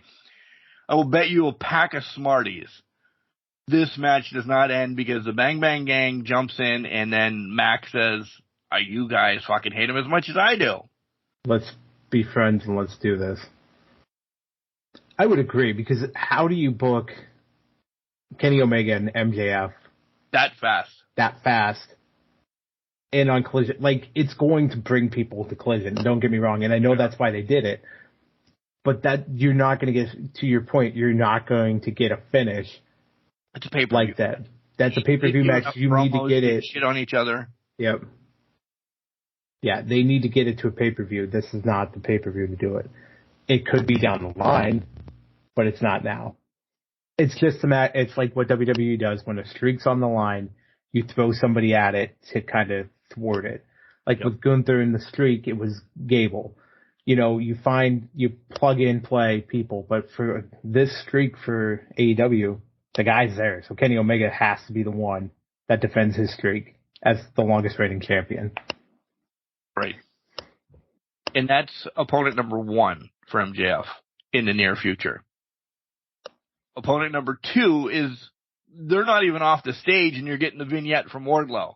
Yep. Now officially fucking calling him out, saying, Bert, I'm ready for you. And I love how they did it. I did too. That was perfect. We didn't forget the history. Also, it was, I beat this motherfucker, and you guys give him the world, and now you're kissing his feet. What the fuck? Yep. I will destroy him again to prove how much better I am than him. Like, I love that motivation. That's the Wardlow we need right now. It's a pissed off, on a mission Wardlow. Have you ever been to Philadelphia? No. Me neither. I have not. We both go to Philadelphia someday. It's definitely not for WrestleMania 40, so not then. But we both go to WrestleMania 40. Philadelphia. Yeah. Are you going to run the steps? I'd give it a shot.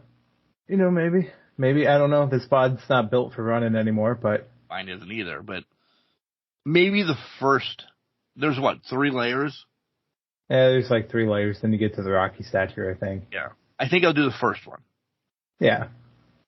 You know, I would probably do as high as I can get, which I know is past the first layer, I think. But...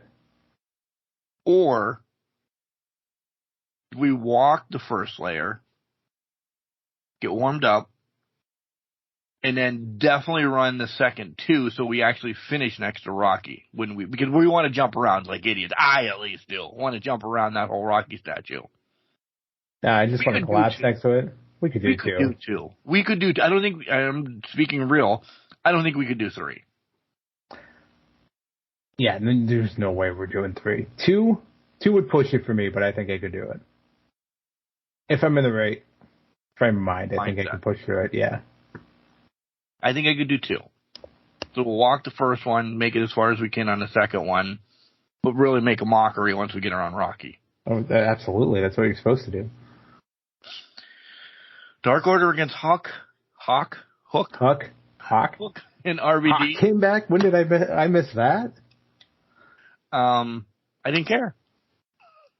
Well, it was just, hey, let's get RVD in front of the Philadelphia crowd that's all it was. I mean, it wasn't anything special. Right. But, I mean, he came out to walk, did Tony just pay for it for that night? No, he paid for it for the first time he came back, too. Oh, okay. So I think that's just his theme song when he's in AEW, which now has been twice in 3 months. So is he just on the roster at this point or what? Well, he can still go. You're right. But he got the phone call to say you are not welcome at WrestleMania 40 now. Did you hear that this week? No, I didn't hear that.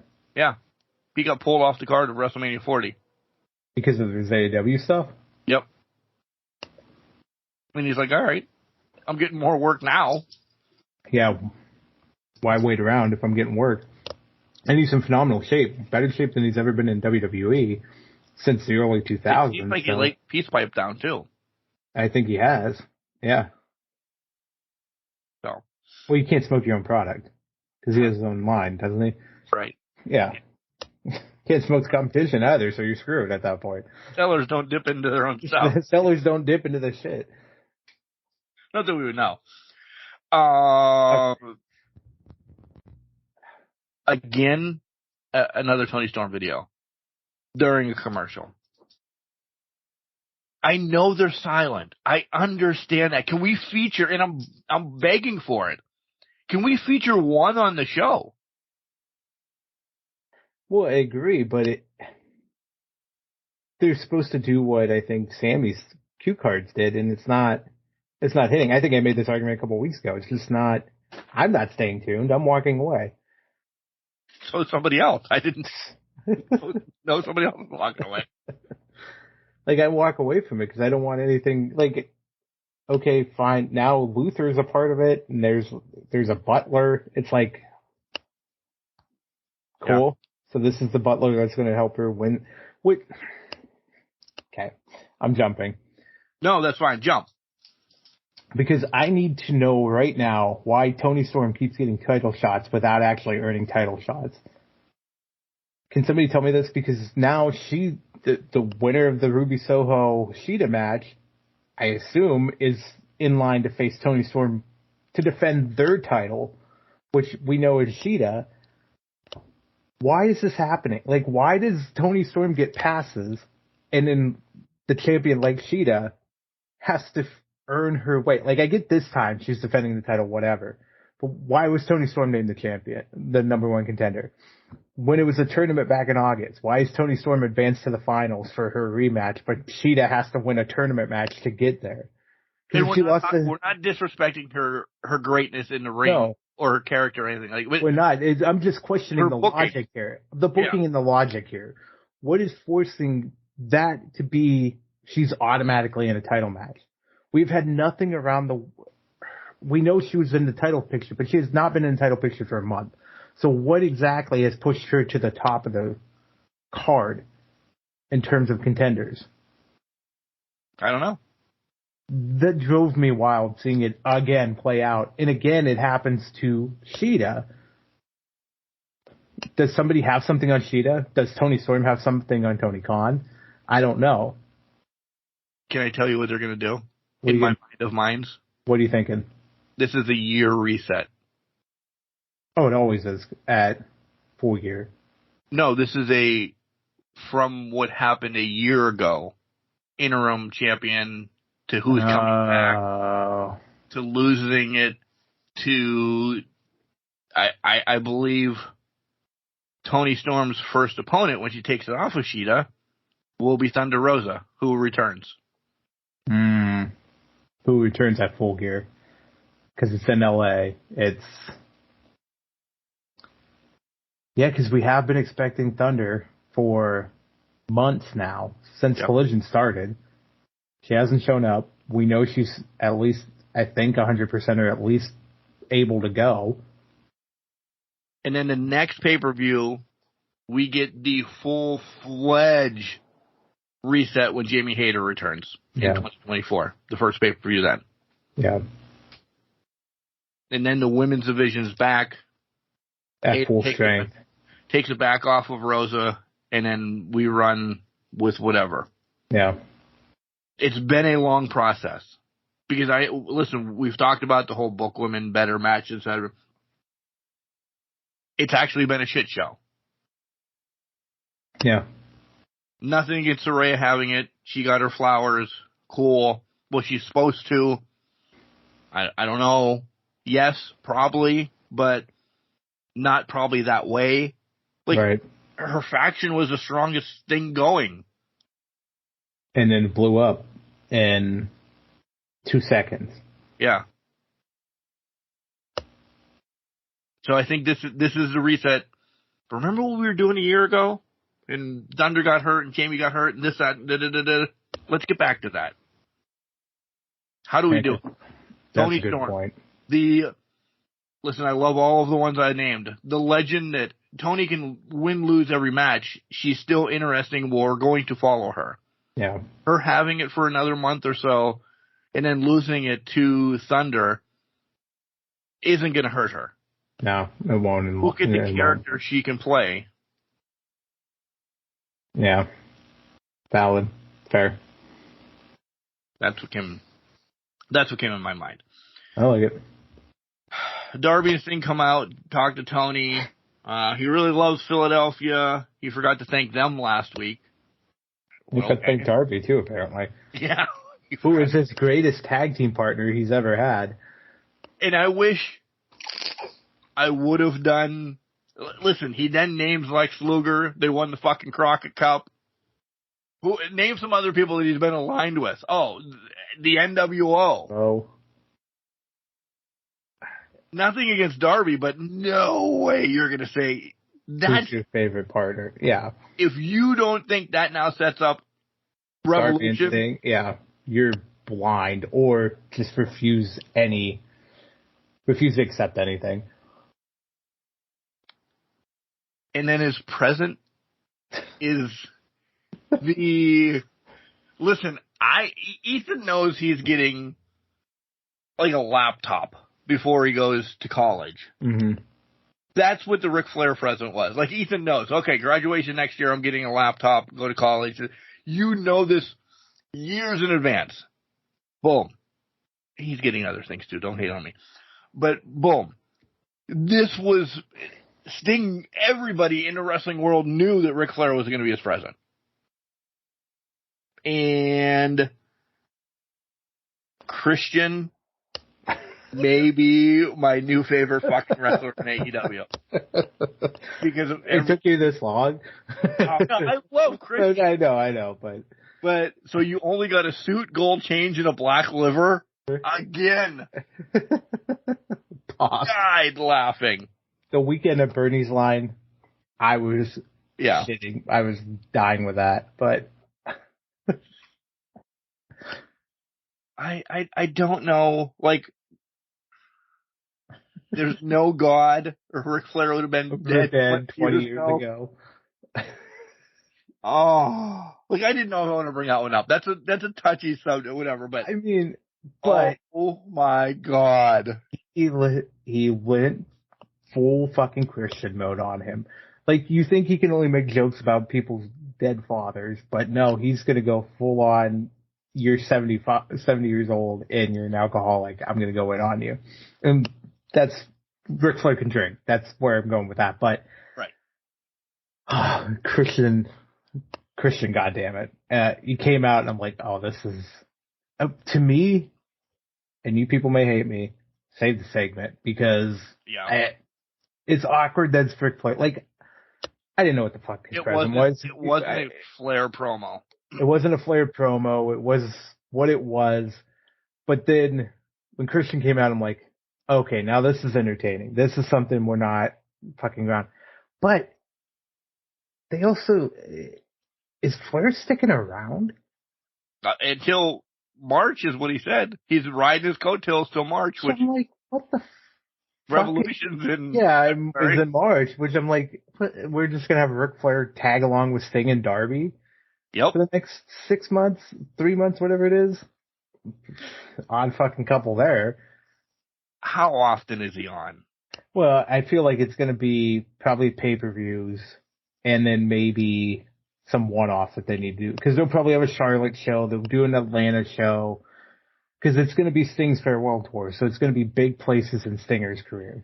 There's probably going to be somehow a Venice Beach show, because that was where he was billed from for the longest time. Surfer Sting. Surfer Sting was from Venice Beach. So there's. Do we get Surfer Sting at all back? No, there's no way. I want one time.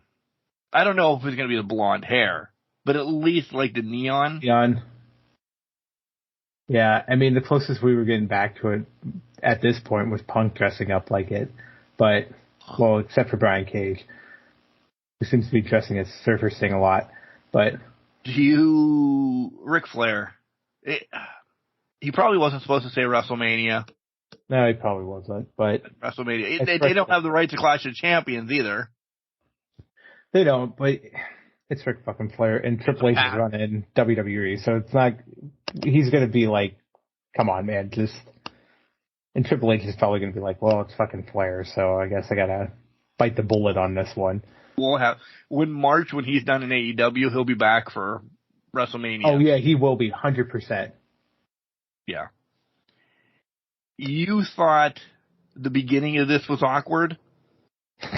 The whole Copeland, Renee, Sting. That came out, and I was not expecting Sting to just call him out like that either. I don't know if Copeland didn't know. To me, it looked like, Sting, you just went off fucking script, dude. Yeah. What are you doing? He looked lost. And I'm not blaming either, because they're both legends.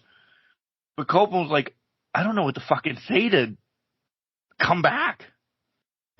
And maybe there was nothing to that. Or Sting was like, listen, we have to get to point A.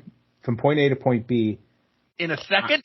In a second, I'm not scripting anything. So whatever happens, you react to in the moment type of thing. And maybe that's how they planned it, because that was absolutely the way it came out with. He just stood there, though. He looked like me being yelled at in the play that I am, in. Ooh, you walk up, the legendary Sting walks up to you, and you vitalized him to an extent for your career, and fucking shakes you down and says, you need to pull your head out of your ass. You're going to be like, what the fuck just happened myself? I mean, that was a genuine reaction. So if they scripted it that way, okay, smart. I guess. But but is he going to? It's gotta be, right? Well, he's the mystery partner at Full Gear, which I'm also surprised, but maybe we're getting at World's End Jay versus Copeland, Jay versus Adam. So they need to go the 6-man tag route to get it there so that they can force him to have a match with him and then go from there. Touche. The Hardys and Zay against the Elite for the. Listen, I forget that the ROH 6-man titles are still lingering. First and foremost, because Brian Cage and the agony of agonies had them and did nothing with them for a while. Yeah. The Elite won them, and oh yeah, here they come. Yeah. And I know they're probably. I can't. Now I'm going to be a dick. I can't imagine Hangman and the Bucks are going down to ROH to defend those ever. No. If they want to get ratings down there, then yes. But which I saw today, ROH's first pay-per-view, is it the December pay-per-view, is on Honor Club. Mm-hmm. So exclusively on Honor Club. So if you want to watch the pay-per-view, buy Honor Club. But I would assume that would be the time that they would go down, right? You would imagine. You would think, because you have to get people to buy the pay-per-view. And if it's going to be only for $10 a month on Honor Club, then you have to put big names on there and set it up for something big, which I guess plays back to Jay Lethal wins the... That's a pay-per-view. Like, I know. They're not on the weekly shows. I know. Well, no, that's what I'm saying is they're trying to get people into Honor Club to hopefully forget about their membership and charge them $10 every month because you have an active subscription. How do you do that? Put the pay-per-view on there and let them figure it out from there. But yeah, I don't know. The Hung Bucks aren't going to go play on ROH TV. No, I like that, by the way. Afterwards, though, got a little creepy. A little bit. Like, it'll hit, and I hate to say it like this, it'll hit different after you have a kid. Yeah. There's sometimes I don't like storylines like that. Like, I'm like... It takes it 0 to 60 very quick, very personal, very quickly. And Swerve did it great. I loved it. But for a moment, I'm like, please, no guns, no Brian Pillman. Brian, don't attack, don't do anything. Because I'm sitting there like, is he going to like pick up a pillow or some shit like that? And I'm like, don't do that. I loved, though, Prince Nana being very not happy about this, was not a part, didn't want anything to do with this, was very not like, this is too far, you need to pull it back type thing. I like that kind of consciousness from him. But I gotta say, this was probably one of the best highlights of Dynamite. As much as I swallowed, I'm like, it was perfect. Yeah. If you're gonna get those feels, it works. Yep.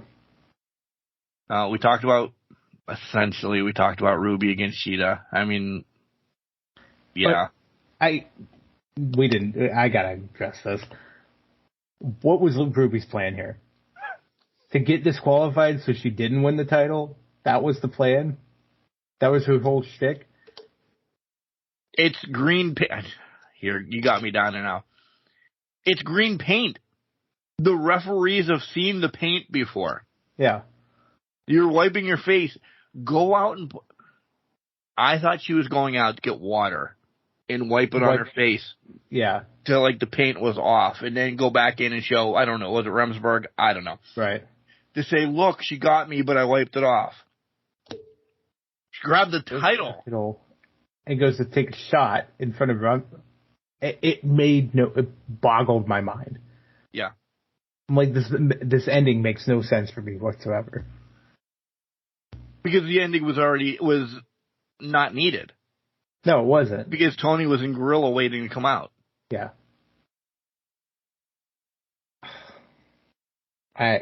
There's nothing to do with this match. They just needed to get Ruby and Cheetah on.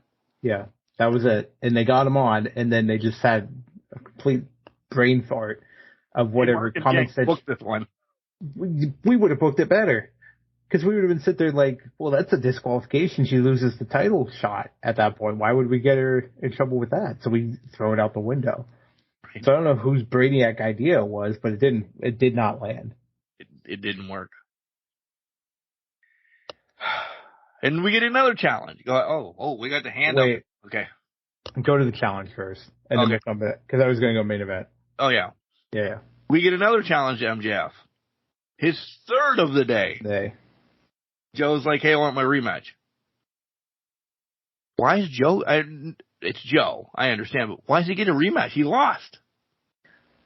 Well, it's Tony Storm thought process going around AEW. So if you're somebody, you get a title shot. I mean, you didn't tell Mojo no. No. Hey, I want my rematch. But he wants the rematch. But he'll be his tag team partner so he can get the rematch.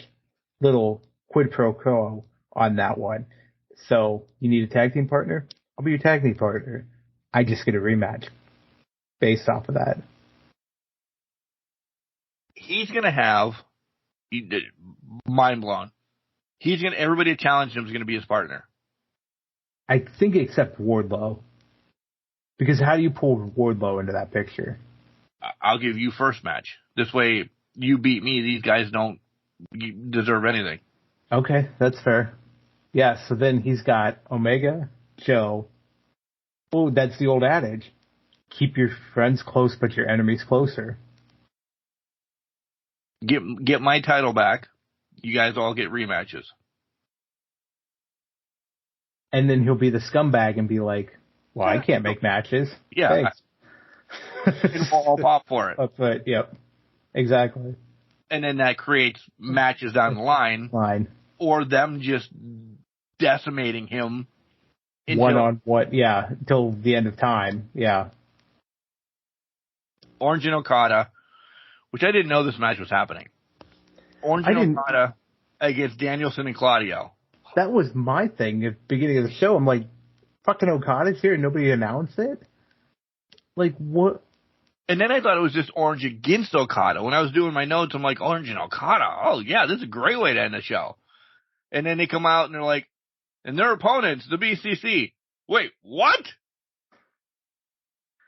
And it set up Claudio and Okada, essentially, because that was like one of the main focal points. Yes, they did the blow off with Danielson and Okada.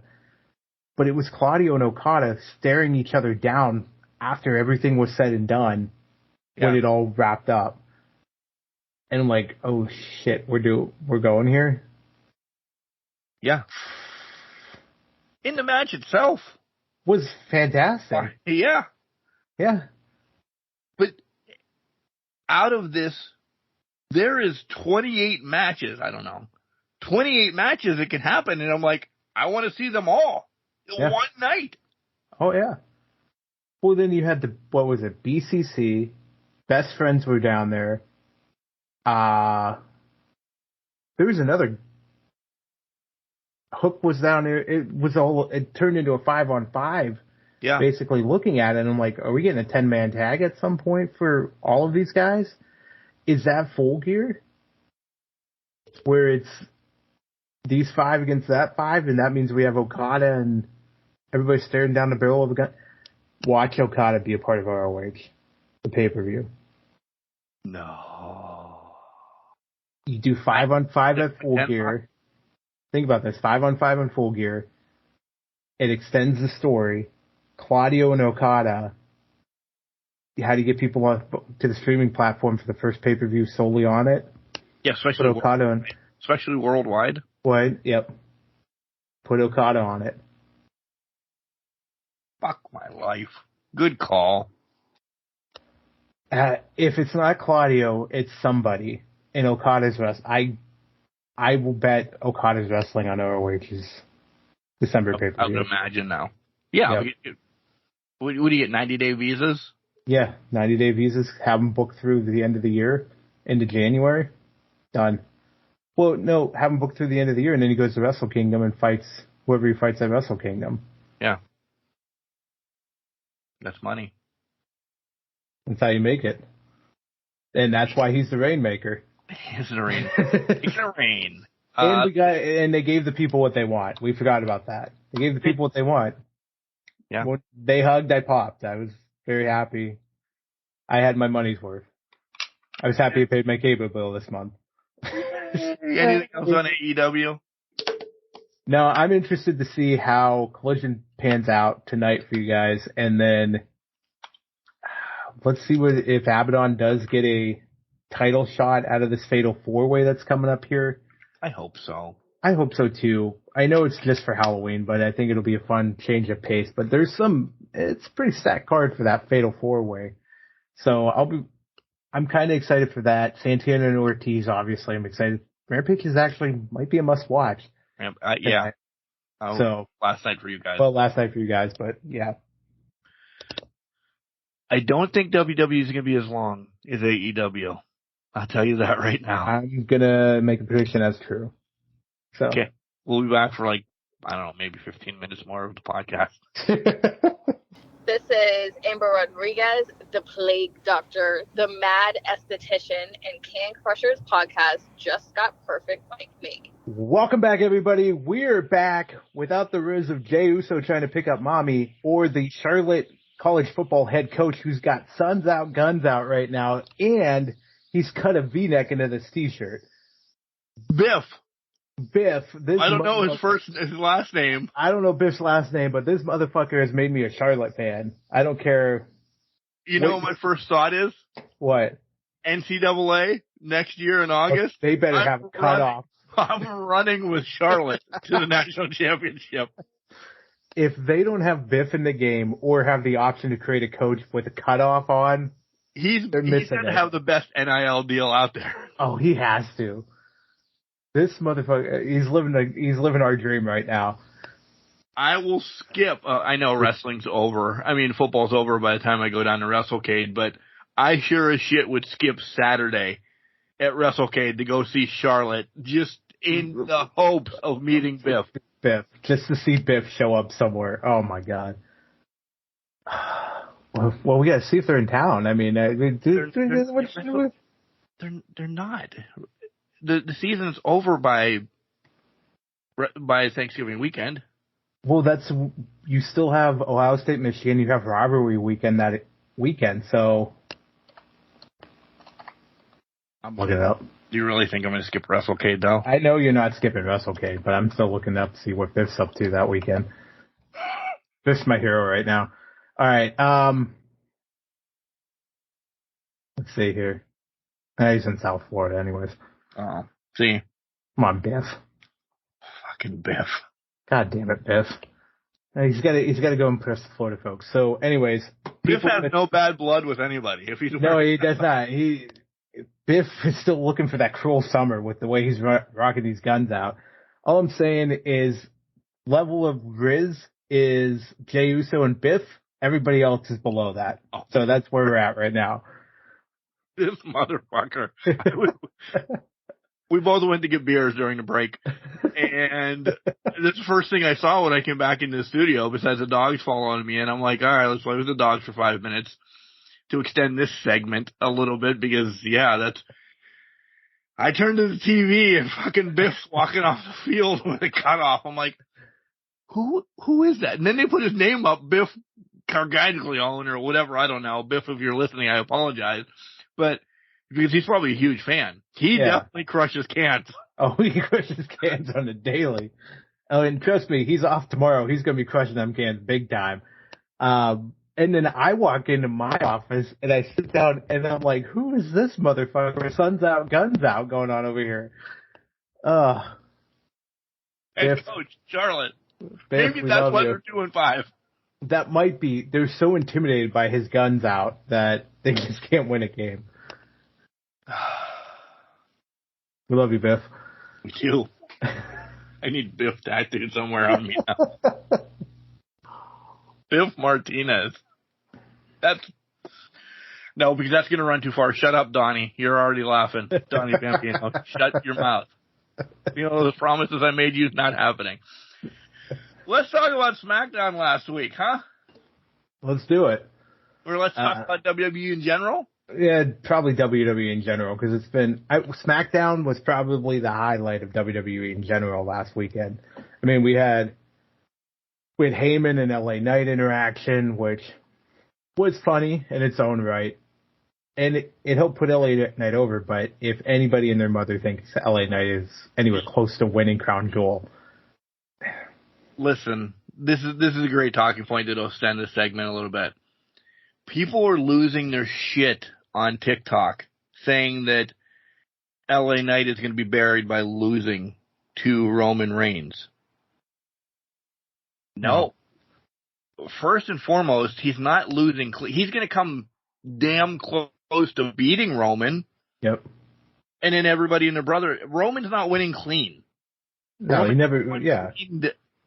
Since the inception of WWE, essentially, don't call me right. But you know what I mean. He's not winning clean.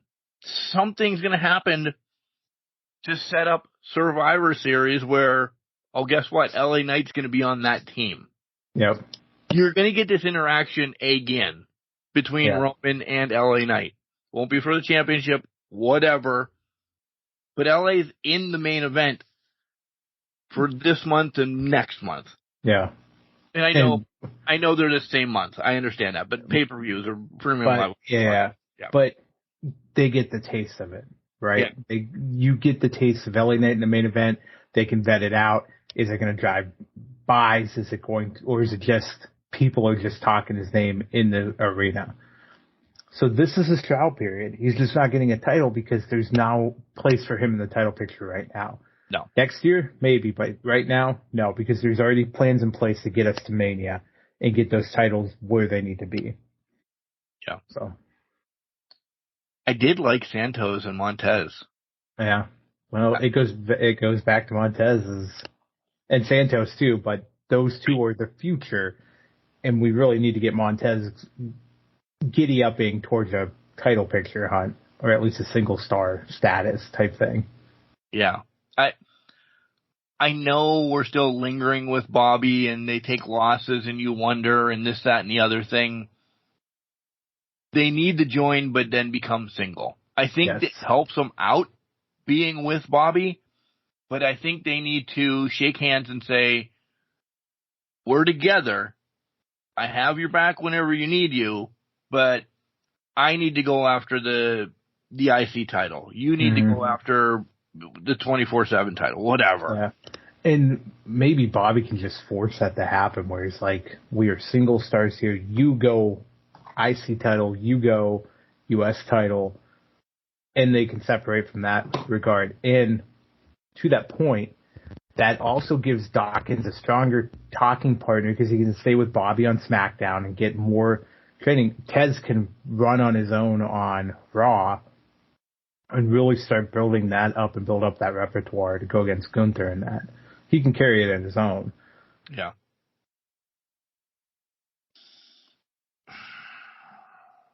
Logan Paul, 6 days. He used a scumbag. I made sure to write that down. I'm like, oh, now all of a sudden we're going to use the word scumbag all over the rest of the universe. Oh, yeah, because if it works in one place, it works in another. Here's my spoiler prediction for next week. He wins this title. I don't disagree. I mean, that's why they got it to him, right? That's why they got it on Ray, so that Logan Paul can take it off of him. Get a marquee win. Doesn't hurt Ray. Gets him a marquee win. I don't know where it goes from there unless he's hanging around until Survivor Series or something, but Maybe we'll get a Gunther versus Logan Paul match at Survivor Series where it's titled like brand supremacy type thing, because they're already building towards that with that's clearly between Pierce and Aldis. Yeah, that's clearly what they're going to. And spoilers on that, Aldis is winning it because they need to establish Aldis. So we'll get there when we get there. But maybe they set it up for what's more appealing, Logan Paul versus Gunther, and people are going to, I would pay to watch Logan Paul get his ass kicked by Gunther. And he's already great. He's a great wrestler. I can't argue that. So let him cook with fucking Gunther and a title, just secondary title face-off match like they have done in the past. Yeah. And then I don't care how you drop it, but then, yeah, I mean, it's not going to be a long reign. No. And maybe they give it back, they give it to Santos or something, or somehow, but. There weren't a lot of matches now that I'm scrolling through the notes. There was a lot of bullshit. Yeah, it was mostly a bullshit show. I mean, what came out today, I think it was today. Anyways, Cena and Solo at Crown Jewel. People were pushing for Mania, but hey, at least it should be a decent match, I think.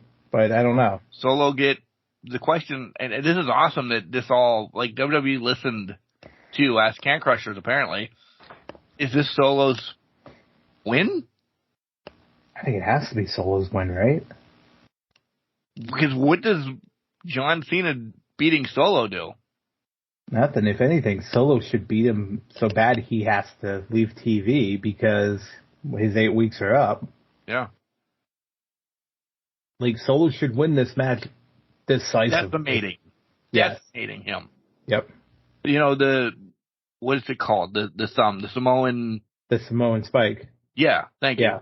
I was going to say nail, but the spike, kayfabe, or storyline, crushes larynx, that he's now off for a while. Yep. That makes Solo even more dangerous. And when you put him into a War Games match, if that's where he ends up, as soon as he enters that match, it should be a game-changing event. So, because Solo, when he first debuted, was awesome. He was very awesome. They built him right. I think when he lost to Cody right before Mania, he lost the luster. Oh, a lot. Yeah. And he hasn't regained it fully yet. This gives him that shine, gives him that bulldozer mentality. And if it is War Games for, the Bloodline and Judgment Day versus whatever 5 guys they picked for baby faces,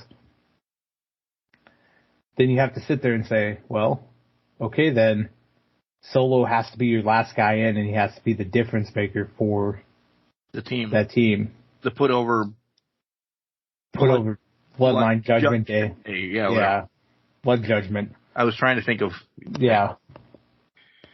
Theory and Waller against Grimes and Dragon Lee. Okay. A-Town Down Under win.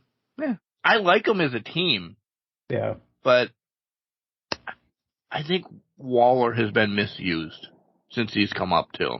He hasn't been established like he should have been. Like, he's a great talker, so he should be higher. I think he should be higher in the food chain. He should be reaching LA Knight levels. Not like I'm saying he should be a main event right now, but he should be in more of those talking situations, more of the perpetual putting himself forward. It's just not happening for him. Oh. And I don't know why. But I think they should have horned him with Theory to keep Theory relevant, to be honest. He's lost a lot, too. Theory's lost a lot since he lost the U.S. title. He's not engaging enough to be a talker.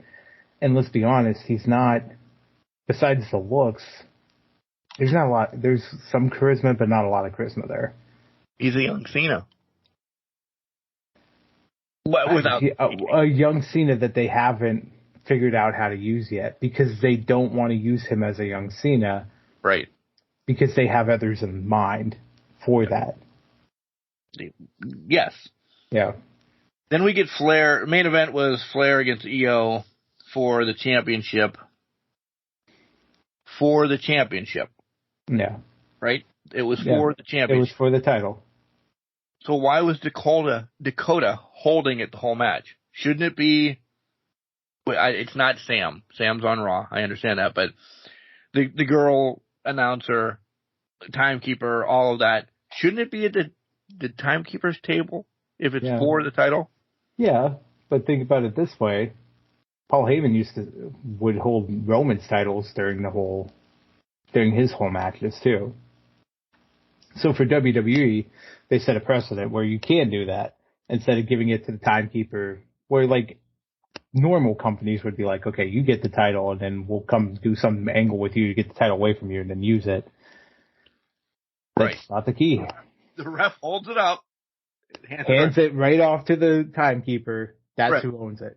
So now, to your point, the ref can't hold up the title because Dakota Kai and this whole thing is null and void.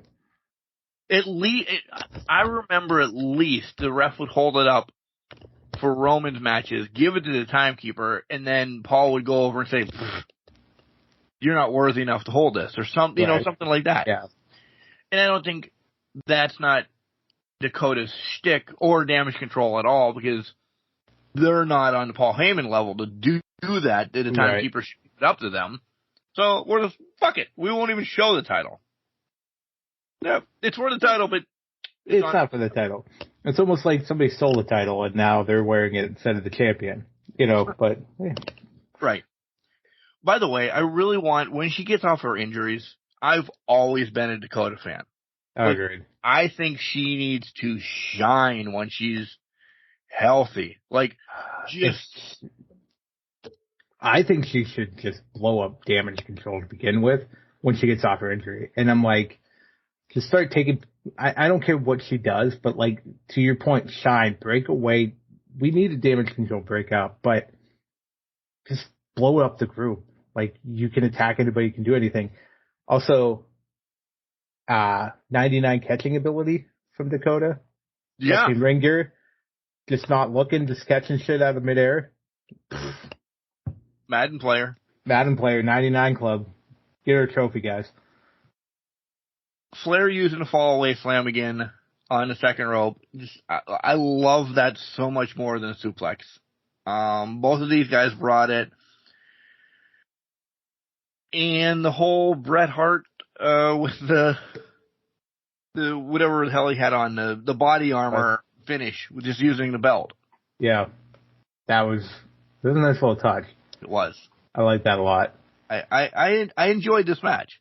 And then they beat shit out of her. Surprising return. Yeah, for Bianca. I didn't expect this until a pay-per-view. I didn't either. I enjoyed her return, but I love that she was all black. Like, there was no, and I'm not, that went the wrong way, but she was wearing all black and it was more black hair. Like, I'm very serious now versus my bubbly dancing self. I'm here for business and business only. I like that little touch to the character that kind of made it more impactful for me instead of her just coming out being the dancing bubbly Bianca that we've known and loved. So this hasn't been announced yet. Maybe it has by the time you guys are listening to the show. We're going to have 2 matches. Women's matches on Crown Jewel, which I'm hoping for. One is the Fatal 5-Way. Yeah. And then this tag team match of Flair and Bianca against Bayley and Io. Yeah. Which I think happened last year or earlier this year, but one of them was a squash with Rhea in that. And then the other one was the last woman standing match, I think, with Bayley and Bianca. So, to me, I love this a lot, but it also makes me scared that one of them is going to turn into a 30-second or 5-minute brawl for all type thing, which I think I know which one's going to be that, but yeah. Let's go. Let's go right there. Let's go with there. There's nothing. I have no expectations of this Fatal 5-Way match. None. No, and it's sad to say because there's people that I love Mommy. I really do. Listen, as much as we shit on her, Nia's got a little bit of a presence right now. To me, at least. Like, something seems a little bit different than Nia. I would love to see Shayna get it. I'm still not on Raquel. I don't know. Raquel's in the wrong. They're doing Raquel wrong. And Zoe Starks is only on this because they wanted to get more women on the pay-per-view. Let's be honest. She's taking the loss. She's taking the loss, and I'm not being this way, but we talked about this before. Saudi shows are historically against women wrestlers and against women. So when you talk about what we're looking at now, they've done it in a way that they're pushing, if it's a tag team match with Bianca and Charlotte versus Damage Control, they've now pushed, we'll include Dakota in there, 10 women onto the show to wrestle in 2 matches. So they're taking advantage of the numbers game, which good for them. I commend them 100% for to get more women on the show. But it suffers in quality when you think about Zoe was not a part of this to begin with, and it's just a random throw-in. The Fatal 4-Way, okay, I can respect how they got to this point because there's so many ties to Nia Jax, and you build it up so much. Okay, we can live with that. Zoe's just thrown in and to take the loss. Because right now, Zoe's young enough in her career, she can take a loss that it won't impact her too much. She was just with a legend. Exactly. So. Exactly. 2, Trish and Becky. Shayna just got off of beating Ronda Rousey, who is now apparently an independent wrestler. But I'm shocked that I didn't bring that up, and I have it in my notes in Raw. She just shows up with Maria Shafir. Yeah. And on the independent scene, and just starts wrestling. It's Valkyrie and I can't remember who it was. Yeah. But just wrestles a tag team match. She retired last Monday. Ballpark. Yeah. All right. Well, everybody likes the John Moxley syndrome now. Yep. That's exactly. Hey, I'm out. Walk away, show up somewhere. She's not going to show up in any major promotion, but she's just going to show up in the Indies. She's linked with Maria Shafir. I get that, but could it?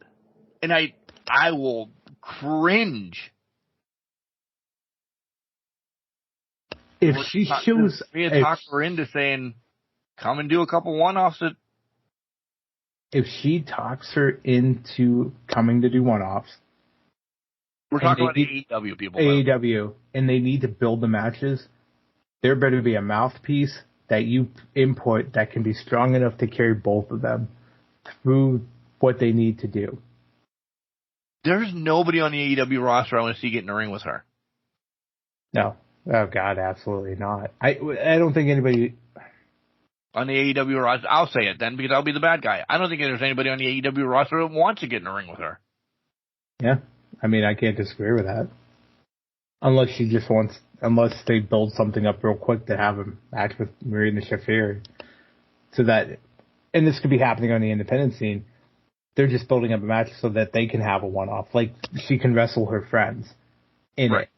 You know what I mean? Shaq or Dog. Or So then her and Marina can have a quick one-off match. On Rampage. Somewhere. Yeah. On Collision or something like that. Pennsylvania Collision Lions Den match.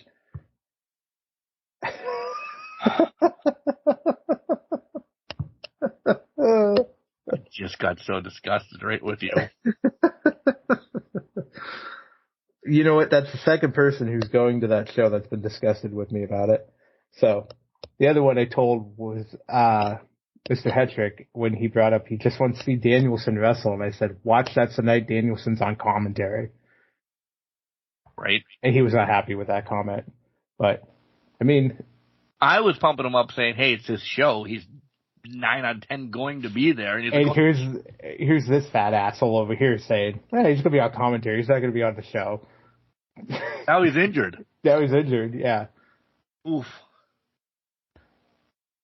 That's all right. There'll be a few beers before we're good to go. this isn't going to happen, but could you imagine we get Okada in Erie? No. It's a live taping of Collision. Yeah. It sure shit is. It sure is a live tape, and you're gonna fly Okada into the Erie International Airport. Well, no, you're flying him into Pittsburgh. He's got to take a tin can from Charlotte to Erie. That's not happening. So you fly him into Pittsburgh. Who's going to get him? He's not going to Uber. First of all, Tony Khan's a billionaire. He can figure it out. Second of all, it's the Rainmaker. He'll figure it out, too.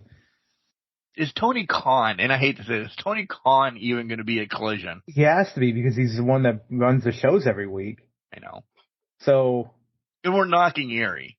We are knocking Erie because it's a small town and we don't get live tapings that often. So we're probably sitting here like, are they? The last one was the Thunder that I walked out of. I was going to say. 1990 2000, something like that. Yeah. Yeah. We still haven't, yes, people, it still gets brought up in conversations. That's going to be a spotlight of why I hated that whole event. We have to watch that. I have to watch that now because I do not, after seeing what shit shows transpired on that whole thing. I don't know. What else do you want to talk about? Gargano defeated Da Vinci, whatever. We talked a little bit about Becky and Indy and how we were a little disappointed with the Indy storyline and all that stuff. So we kind of covered that. Drew beat Sammy. This match happened in my passing out, falling asleep after work as it's on fast forward because I was so not enthralled with Raw whatsoever. So I didn't really even see that match, but I just saw that Drew won. Yeah. And then Uso and Priest. Oh, wait. Priest wins because everybody in the fucking brother comes out again. It's the same storyline. It was so rinse and repeat this week. That's all it's been for the past month with Raw. The only difference is Aldis on the show. Well, Aldis was on the show. They bring in different things, like they brought back Gargano, so then that trickles in. Then you can kind of work your way out. Becky's facing a new person every week, so that's kind of different. But outside of that, it's all the same results. Becky wins. Judgment Day, Cody. We're in a struggle bus until Survivor Series at this point. We're in a struggle bus until Rumble. Well, yeah, but Survivor Series is at least a blow-off for War Games between everybody and their mother in Judgment Day Bloodline. Blood Judgment. So, Judgment Blood? Blood Judgment? Judge Line. Oh, Judge Line. Judge Blood? Blood Judge. I don't know. Judge Line. Is Rhea going to be in a Bloodline? I don't even know. Rhea's in fucking Judgment Day, just leading it. If it's Oos, this is going to be a dick. If Oos is the male, would it be an Oosie then? So they can use that word? Because the pronunciations of Is it Uso and Usa? I don't know. I went Spanish there. I am Spanish. If they do Usi, to me, you already not ruined the word, but it's already connotated with Sammy in that, so you're not going to get the reaction you want with Usi. Right. Basically. WWE was just not great this week that we've reduced ourselves to pronoun, the way we pronounce words. Right. For Uso. And by the way, I'm guessing that Piper and Chelsea beat Nat and Nikki, who returned from getting her. And then Nikki was standing on the apron in her own world, basically, during this match. So Nikki's turning back into the psychopath that she once was, it seems like. So from what I've seen... She had a great career. That's how she should have been billed this entire time, not turning into a superhero or anything of that nature. Let her be the psychopath that she was before. And I'm not opening that old wound of sanity being misused again, because that was, that's still fresh. But anyways. The last thing that I want to bring up personally, if you can bring up anything else you want to. Why is Ivar getting a vignette? Is he coming? Like Mahan? the paper company was, then they were already there. Like, we've seen Ivar for months now crushing New Day. Yeah. Where's Rowan? Or not Rowan. Well, it's Eric Rowe. Eric Rowe, yeah. I was going to say you're close, but then I'm like, wait, no, it's not Rowan. Eric must be injured. So Ivar's coming. He's been there. He's been there. So hasn't what the hell? Who's her name? Valhalla. Yeah. So that I'm not getting into that one. Anyways, I went on that rant before about Valhalla being a person and not what. Never mind. So, anyways, Biff. By the way, Biff's losing this game 14-6. Biff's got to pull his head out of his ass. They're 2-5. I don't know. So, as you guys are listening to this, and then we'll talk about this, most places in the United States, I am sure, it is Halloween weekend, and there's trick-or-treaters out, and there's this or that. So if you're out and about, make sure you're watching for the kids, especially in our neck of the woods. They're supposed to have rules of crossing corners. They're getting free fucking candy. It's like us getting free beer. Yeah, we're going to be all over the place, and we're drunk off candy / beer. Be careful. Be cognizant. They're not all going to be wearing reflectors. And to your point, some areas, they don't have sidewalks, so they're going to walk right down the road. Some areas, they do have sidewalks, a little more protected. Just be safe. Keep your eyes out. And if you can't see at night when you drive, I'd probably stay in for that night when people are out trick-or-treating. Because it's supposed to be a happy occasion. Don't make it any more drive ever. Don't drink and drive. Yeah. There's going to be a million kids all over the world tomorrow. Don't be a dick. Exactly. 100%. Don't be a dick. I'm so enthralled into this game that I don't even want to edit tonight. I don't know, because of Biff. I don't know a player on Florida Atlantic or Charlotte. Well, now I know Yabe Okionoma. Get after it, Yabe. Next week, when we have the show, I kind of want to talk about this Michigan sign stealing shit that's been going on for college football, but I think ramifications will be laid down by then. Yeah, well, maybe, because they're still collecting evidence and all that. So maybe there's some evidence out there. Well, I know, that's what I'm saying, but we'll see where we're at next week. But I think we should talk about that a little bit, because I think that's fucked. And a whole other 5 ways to Sunday. I wonder if they're going to make the playoffs this year, even if they make the playoffs this year. They're not going to do it. They win it and they Reggie Bush it a couple years later. I'm not even going to go with that. Yeah, I hate that too. And I'm not even going to say they're going to death wish them or whatever the SMU thing was, where they were basically banned for 25 years from playing in a bowl. Yeah, so that's not going to happen either. But there's going to be some sort of repercussions. I don't know if they're going to come out this week or what, but they tend to take time with these decisions. So I feel like it's going to be a little bit of time before we get something. Yeah, I agree. What do you got going on the rest of the week? Oh, man. By the way, did you have anything else for wrestling? Oh, I had nothing else for wrestling. That's why I changed it back to Biff. Rest of the upcoming weekend, Halloween, we're up here in parts unknown, Erie, Pennsylvania. Halloween is on Halloween, so I'll have trick-or-treaters coming to the house. It's a Tuesday night. They do it every year. It's on the same night. Well, it's weird because Meadville, where Kimberly's at, they do it on a Thursday, the Thursday before. So they did it last night. Yeah. At recording. Yeah. 2 nights ago, because when you guys are listening, but whatever, time frames, and we're 3 beers in. Anyways, this weekend I will be seeing Mr. Hetrick and Mr. Mucci because it's Mr. Mucci's birthday, obviously, so I'll see them for that. Sunday, don't think I have anything planned, probably see Kimberly, and then next week, fun and excitement at work because there's been a lot of things.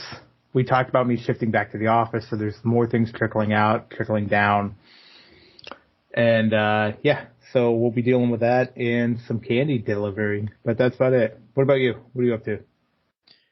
Well, besides Martinez Karaoke tomorrow night and NWA, again, don't forget to watch NWA. We'll put that plug out there too.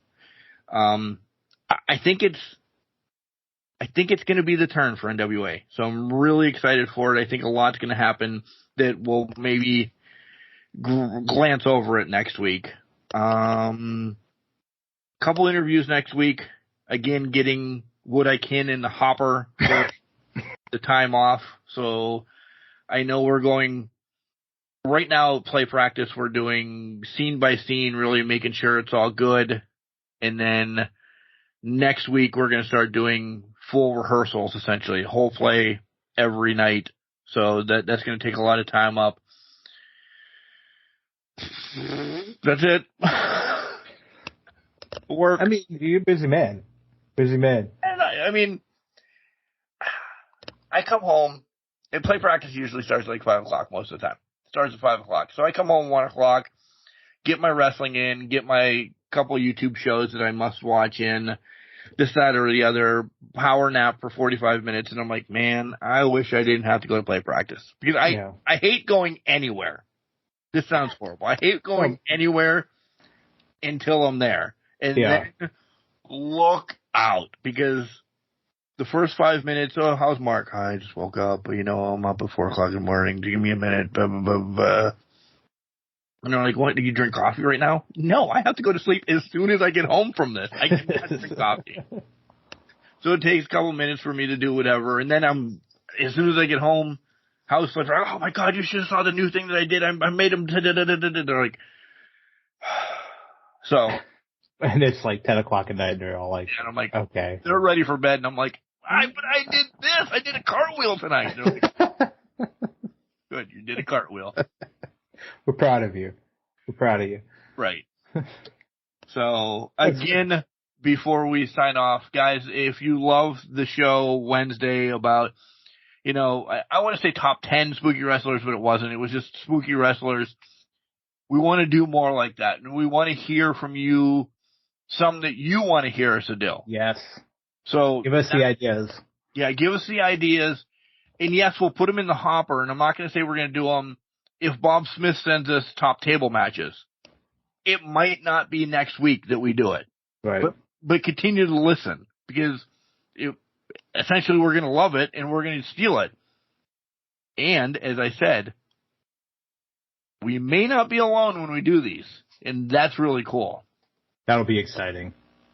Because you hear us idiots all the time, but there have been some people that said, whoa, pump the brakes, because that sounds like some shit show that I could be involved in. I like that a lot. Let's get some new opinions into the shit show and make it a whole fucking tub of it. Let's go for it. Yeah. That was a terrible analogy, but we're gonna go for it anyway. Yeah, but that's our analogy. That's where we're going with it. So, other than that, I hope everybody has a great Halloween weekend. Don't be a hooligan or a jackass. Give out good candies. Do all of this. Don't do toothbrushes. Yeah. It's for the kids. Don't give out dimes. Okay? No dimes, no toothbrushes or anything. I'm speaking from experience. My grandmother did it. Don't do that. Don't be that person. Did you mind when you got like an apple? I love apples, so no, I didn't mind. I got a fucking rubber rat once because I wore a Brett Favre jersey. What? Yeah. There was a person in my grandparents' neighborhood, and I was like a zombie football player or whatever it was. It was like when I was 7, too. And they're like, I hate the Packers. And they gave me this fucking rubber rat, and I watched them give my sisters candy at the same time, but they gave me a fucking rubber rat. So don't be a bad person. Don't judge the costumes. What was your favorite costume?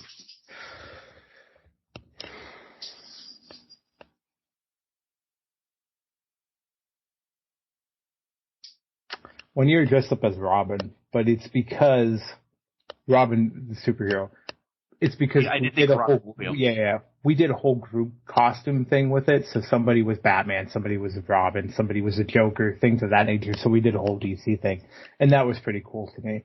I did a hippie last year. I've dressed up as a pirate. Those are both fun. But as a kid, I wasn't that creative. And honestly, by the time Halloween rolled around in your EPA, it didn't matter what you were wearing because you had to put on a winter coat because it was snowing outside. So it was like, it was what it was. We had a lot of great memories with it. And my sister also fell down a drainage sewer grate at one point. But and lost half of her candy at that point. Oh, boo. Yeah, she was not happy. I might have laughed, but whatever. I'm fine. Maybe. Yeah, we don't have confirmed reports. We can't go back. We can't find out. I think for me, I don't remember the costumes as much because it was what I did at the time. It was what I liked at the time. It was more I remember the memories, and I remember we'd always go back to my grandparents' house, have cider and donuts, and then we'd go home and just, that was kind of the whole thing. It was a cool time. Be alive. Do you remember your favorite Halloween costume? I do, and it is going to sound ridiculous. I've been anything and everything, but I think it was just that Halloween was really cool. I was probably 5 or 6. I loved the He-Man costume. Like, my parents bought the vinyl plastic thing. Yeah. So I had the He-Man, and this is prior Mark glasses, so I could wear something like this. So I wore the He-Man mask, but because we just wanted the mask. But then my mom and dad at that time, kind of shape-shifted me. I was a fat fucking kid, so you know that. Shape-shifted me into looking like He-Man. And I know I wore it to school, and everybody went ape shit because He-Man was big. You remember who He-Man was, yeah, right? I know. I had a He-Man playset, yeah. I was the only He-Man that year. So I got, again, Mark looking for all the praises. I got a lot of praise. So, of course, Mark playing it up, even as a little asshole, got a ton of candy that year. But we also then, drove to St. Mary's to see my grandma, and she had, a dinner or something for us. Well, and yeah, the He-Man year was, again, it was 5 or 6 or 7, something like that. Was the one that always sticks with me. I've been the football player. I've been the baseball player. I've been a demented clown. I've been whatever. I've never been a wrestler or anything like that for what? Go ahead, finish your story. That sparked my memory because I have been, and there's a whole story behind it, so I'm going to go into it. And it started Labor Day weekend at my camp with my family. There was an event. We have a parade that we always do for the MDA telethon that was on with Jerry Lewis and all that stuff. So they always used to collect money throughout the year, and then they go present it at the MDA telethon. That weekend we were just doing. They were costumes. Everybody dressed up because by that time everybody's going back to school. Nobody's coming out to camp anymore. It's kind of you close up after Labor Day. I wanted to be Diesel at that time. Big Daddy Cool, okay? However, my father had other ideas. He's like, why don't you add this on? And why don't you put this on?